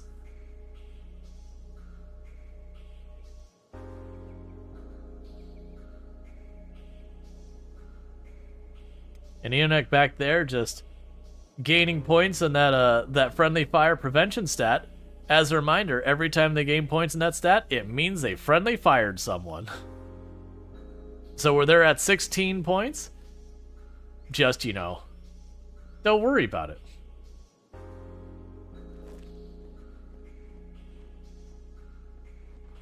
Captain Bro's gonna be martial artists? Yeah, that's the intent. We're intending on having one person do each and every type of weapon. It's just extra practice. Hey, they gotta get the stats somehow.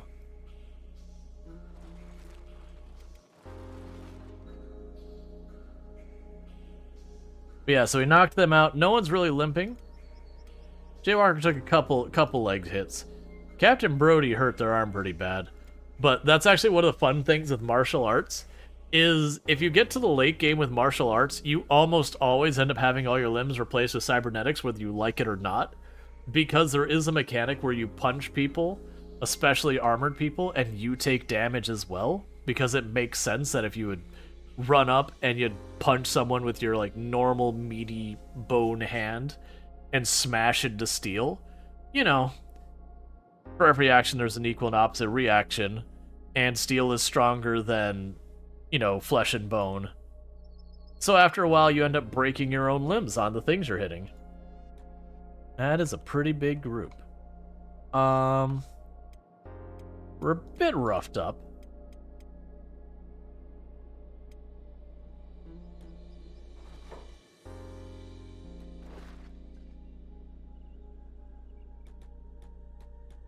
Trying to bait some of them out. Because I just don't want to grab the entire group in one go if I can help it.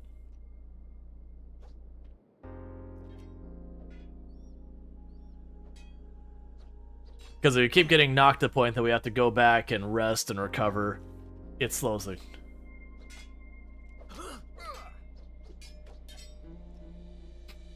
That 8 there, that 8 damage, this person. Just pointing that out. Because they were out of the fight entirely and still got knocked. So, you know.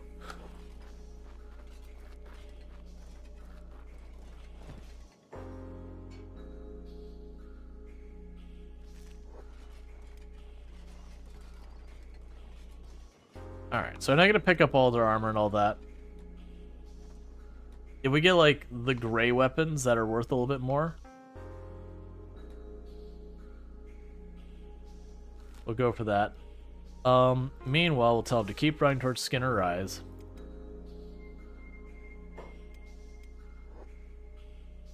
There we go. Why are you running? Stop running so fast. You're set to do the regular run.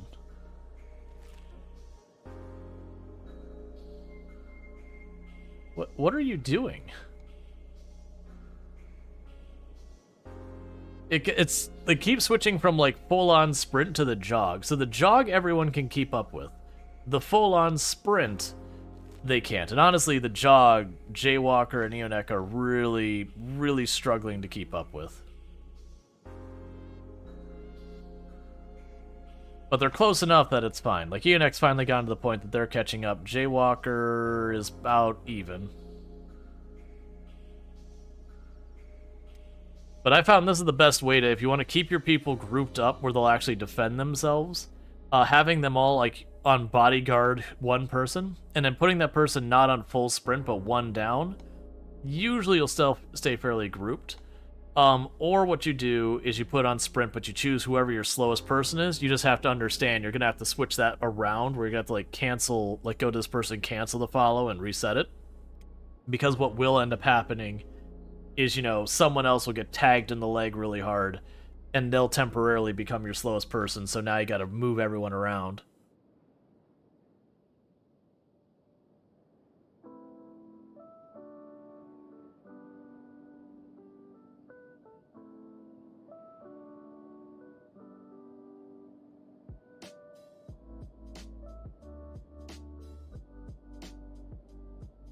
The right answer is to set everyone to guard Beep. I mean, that's definitely a thing. If you want Beep to be your, like... That's the way I've been doing it thematically. Whoever my leader is, I'll usually put everyone on follow or on guard on that leader, and just let them set the pace. And yeah, it'd make perfect sense to make that Beep. Meanwhile, they're all over here just banging on copper. Banging on copper. Banging on copper. And that's entirely just to have them leveling laboring. so that once we figure out, like, that's where I want to set up, you know, where home is, as it were, that I could have the three of them just run over. They'll bring, like, I think it's, what, like 3 building materials, and then grab a small pile of, oh, that's interesting. I was curious about that, because these weren't marked as hostile before. Or sorry, these are marked as dead. And they went from being red and dead to not being that way. But because I killed the Dust Bandits, which is now gone that, it's changed the Dust Reavers, and they've taken that over. Interesting.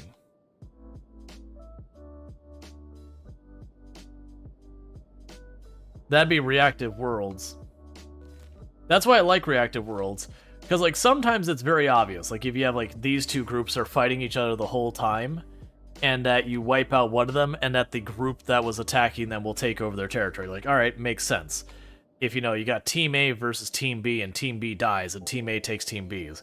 But sometimes it won't go that way, where you'll wipe out one group, and instead of Team B popping in, it'll be like the Fogmen will pop in, or whatever. You'd be like, oh, I see, there's a power vacuum, and because of how far away it is, it doesn't make sense for the other group to be able to, like, really move in and establish themselves. So what group would normally be more of a minor faction or whatever ends up moving into the area because now there isn't something to keep them at bay. So you can end up with some pretty interesting shifts. Could you just take a town over? So, yes and no. So I can't do something like here where, like, the hub. I don't believe I can make the hub ever show up as my town. But I can, like, buy up a whole bunch of buildings and move in. But there's limitations that the vanilla game doesn't let you overcome. Like, for example, most of the towns, I believe you can never add additional power generation to the town that gets recognized. So far as, like, you can't add windmills or whatever. So it does kind of force you, if you want to get to late game stuff, you do have to build your own place. Now, I'm sure there's got to be mods that let you do that. I just don't know mechanically how it would work. Yeah, so we'll go ahead and survey. This is one of the spots. It's a very common base building spot, mostly because it's by where you start in the game. It is a giant flat area. But if we prospect... So there's water, there's fertility, there's stone, there's iron and copper patches. So it does have everything you need. So that's definitely one option. That's kind of like a de facto option a lot of people do, which isn't a bad one. The one downside is this area does get attacked by a lot of people. I believe the Shek will harass you, the Holy Nation will harass you. There's a bunch of different bandit groups around here will harass you. I think, like, the Swamp ones will, the Black Dragon Ninjas, the Dust Bandits, Holy Nation, Shek. The Nomads don't bother you. The Skeletons don't bother you. I think there's a couple other, like, minor ninja factions who will bother you potentially. So, and this was also abandoned, I thought. Yeah, now it's Dust Rider territory. That's neat, because that was actually my plan. I've done this in other runs, is that Tiny Settlement has more than enough building materials to start out a base. So if you don't feel like buying stuff, you just run through there, you grab the materials on the way by, and then just, you know, like, you've got everything you need. Because we actually look at this, you can see there's tons of building materials here. It's interesting that this building is rebuilt. I think normally that's destroyed. But then there's lots of iron and tools and all that, so you can just grab all of that.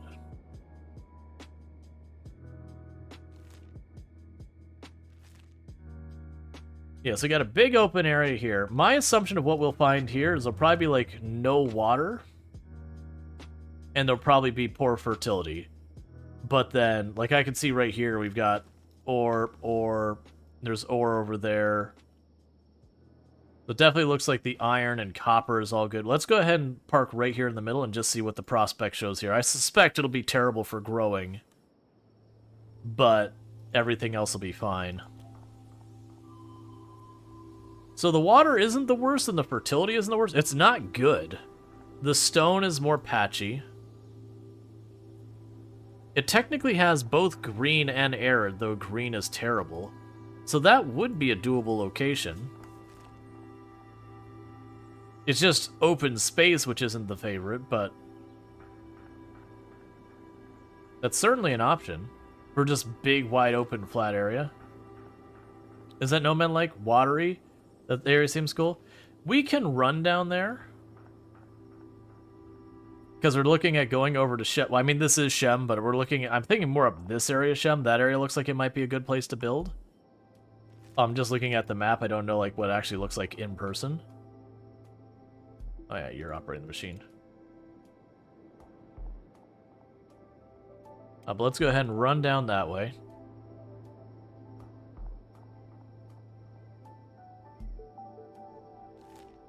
I mean, we could just build in, like, the stereotypical place there, because, I mean, on one hand, it would fill in where we're talking about, like, us versus the world kind of thing.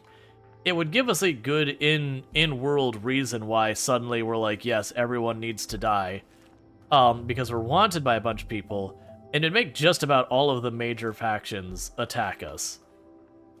I think United Cities would leave us alone, but, you know, not too worried about that. Yeah, so I suspect this one I've got, like, a couple of, looks like, iron nodes up here. And copper. I suspect we'll find that the water is probably fine, but I'm willing to bet the fertility is terrible. Also beak things, but I can work with that. Or I'm entirely wrong, and that is hella fertility. Okay. Do we build here? Because this honestly wouldn't be a bad spot at all, because right here I've got 1, 2 iron nodes, a copper node right there, copper node right there, that's a little bit out, copper node. You like this area? It's kind of pretty? Yeah, no, this, and the spot we're standing at, that's more than large enough to facilitate us. So this wouldn't be a bad area. How close are we to the nomad town? Because there's a thing where you can't build too close. Oh yeah, we're plenty far away. So I could see this being where we build in this little cluster over here. I don't think we need to go up here and check on the rocky area. That'd be doable. Yeah, we could do that. That's not this team's job. I mean, this team can run attrition or whatever. All right. Construction team. It's work time. You are no longer going to be doing this other stuff. Forget about it. It's not needed anymore. I actually forgot to give Kirla's orders. It's fine. Oh, no, I didn't. We're good there. So we're going to take all of you off this stuff. What you're going to do is you're going to run into town. And we're going to have all of them grab basic supplies to be able to do that. Water against the enemies as they attack? Yeah, no, it's, I'm curious how much I could actually get that to be exploited. Put the gate over the water, and then put the walls along the water on one side as kind of this is the side you attack.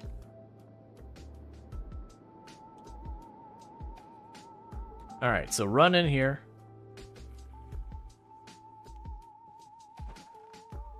Alright, so talk to you.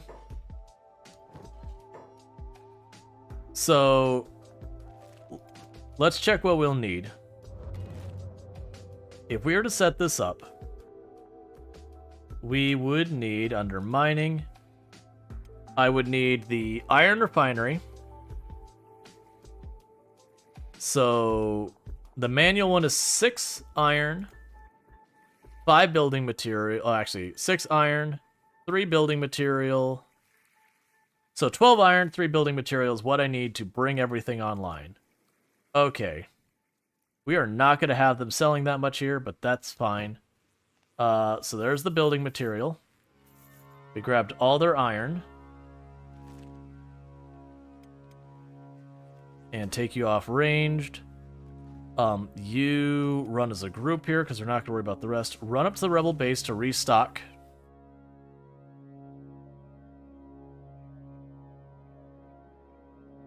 Yeah, Lauren, that's a good question. Planning to switch tonight? Yes, I am. I'll be switching here in just a moment. We'll have the group grab the stuff here. What I'll do is I'll get the poll going in the meantime. Part of the reason I was just kind of going a little bit long on it was just the late start. Yeah, so what are we doing now? And we could do RimWorld, Pacific Drive. I had a bunch of other... Oh, Enshrouded was on the list. Enshrouded. Let me grab the poll real fast so I can check what else we had on the poll.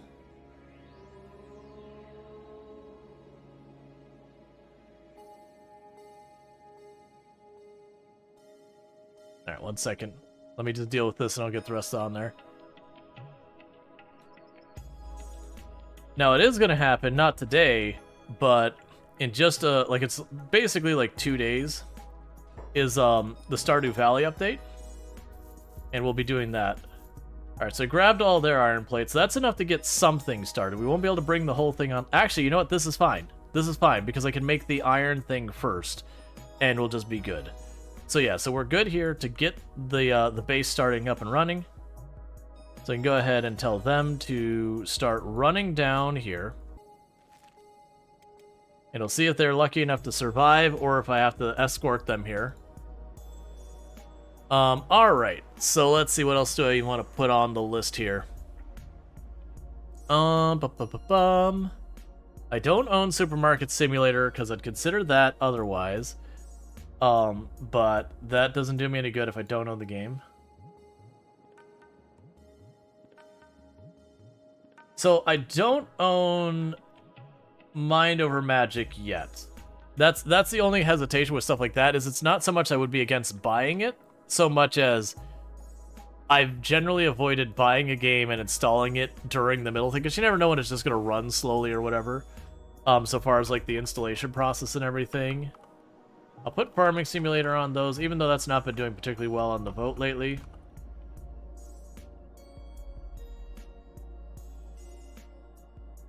Yeah, and that's I do think we'll probably check it out in sometime in the near future, but I just haven't grabbed it yet.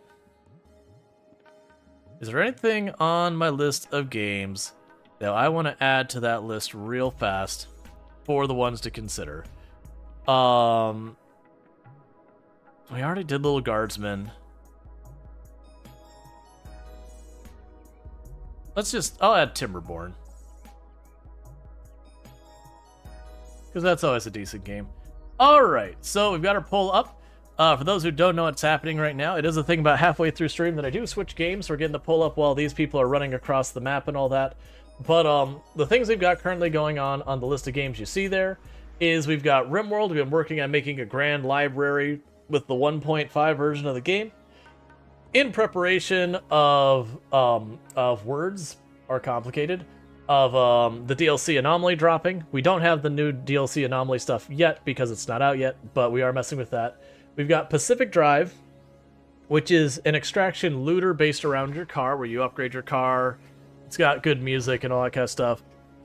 It's not horror game, but it's a little spoopy and all that kind of stuff.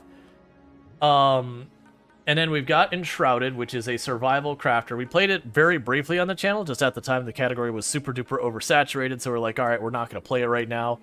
But, you know, people showed interest, so I was like, all right, we'll put it on there for consideration. We've got Farming Simulator, which we've been doing our Survivor Man Challenge, where we started with $0, a chainsaw, and a dream, and we built up from there. We finally reached the point in the game that things are going to go faster in it, because we've basically got all of the tools. We've got pretty good versions of them. So instead of being like, oh, I need to save up 3 or 4 harvests to buy the next thing, every harvest will be like, all right, I can buy a new tile, I can buy a new production line. Like, we'll be able to expand the farm fairly rapidly now. In a lot of ways, it's like starting with like the regular start, but just a bit stricter economy settings. And then Timberborn, which is a post-apocalyptic sentient beaver city builder. That the gist of it is almost entirely based around water. Who are we fighting? Who's attacking us? Okay, Band of Bones are a little bit tougher than the other people we fought. But yeah, so we got that. So surprisingly at the moment, Timberborn is actually winning with 5 votes. And for the record, people can't spend points for extra votes or anything like that. So it is very much going with that. I can't remember if you can, like, switch your vote up or whatever. Or, like, if once you voted, you're committed to it. I can't remember how that works. You can't? Yeah, and that was, I partly like and dislike that. The reason I would say I like it is because people really like to troll and try and tie the vote always. So, oh, I don't want that. So I do appreciate that it makes it harder for people to do that.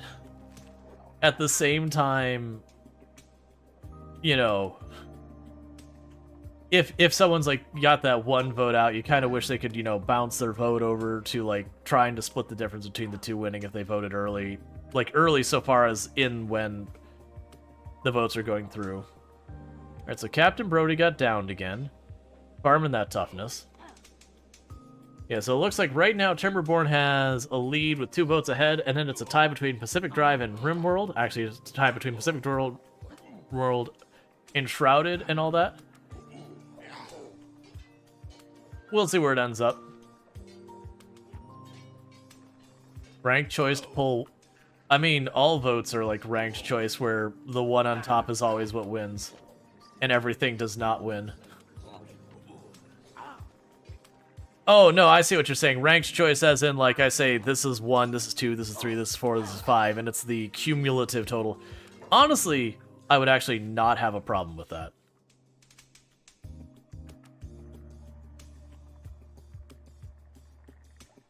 We might consider those pants later.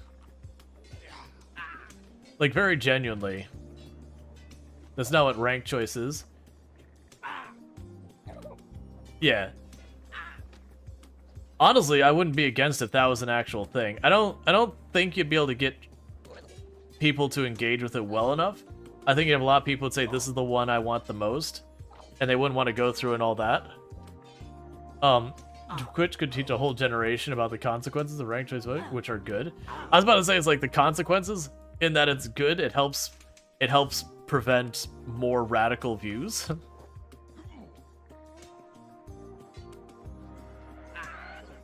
This is not the time for a beak thing, please.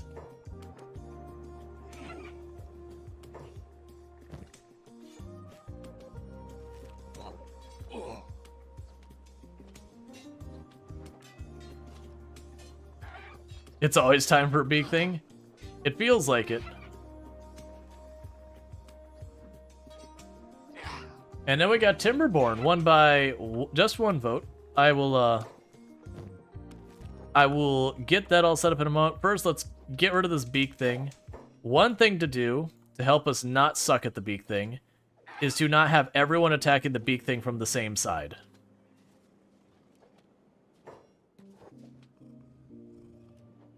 That way, when the beak thing attacks, we're not taking 4 people getting injured simultaneously.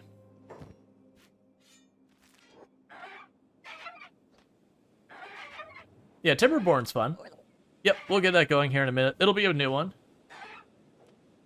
Can you tame the beakies? They're kind of cute. Not non-vanilla. You can get mods that'll let you do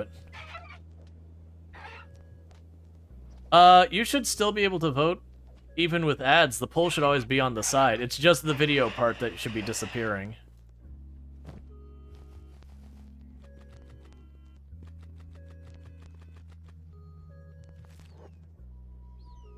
Alright, so everyone's getting patched up real fast. Make sure no one dies before we... Yeah, no, polls should still work with the ads going up. You can have it implemented so someone can just fill out the first choice is the rank choice. Yeah. You're right, you just didn't even check. Yeah, and that's those things. Okay, so they're gonna still be a while, so what we'll do is we'll just wait till everyone's patched up here real fast. Once they're all patched up, we're not talking like fully healed or anything. We're just talking literally not dying in the sand. Once that's sorted. Okay, so one of them still has their weapon. Let's take that from you. Alright.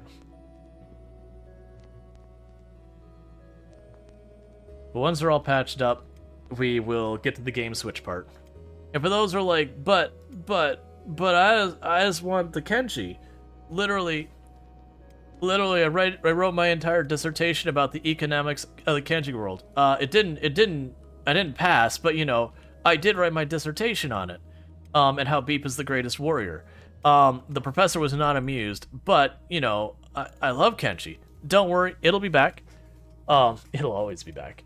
But with that said, what ends up happening during the stream is I do switch games about halfway through. We're going to be switching over to Timberborn, which is a post-apocalyptic city builder with sentient beavers. The environment in Kenshi is so unique. It is. That's like, to me, the big draw of Kenshi is there's just not another game out there like Kenshi on any real capacity. And it's just a very wild thing. And we already saved, like, yeah, okay. So just kind of a very different game. I imagine if there were other games like Kenshi would not have nearly the following because of the jank, but because it is such a different world that it's just kind of one of those things. There's just no one else, like, they don't have much direct competition. So for those over on TikTok and YouTube, the stream will be abruptly ending for you because there's no switching categories on those platforms in a meaningful capacity. Over here on Twitch, just hang out. We're going to be switching games real quick, and we'll get that going. But for the people on YouTube and TikTok, don't forget to like, subscribe, and do all that stuff because it's going to go down for a couple minutes. Meanwhile, over here, where streaming is actually taken seriously and not a secondary thought that doesn't work very well, we're going to go ahead and get the game switched over.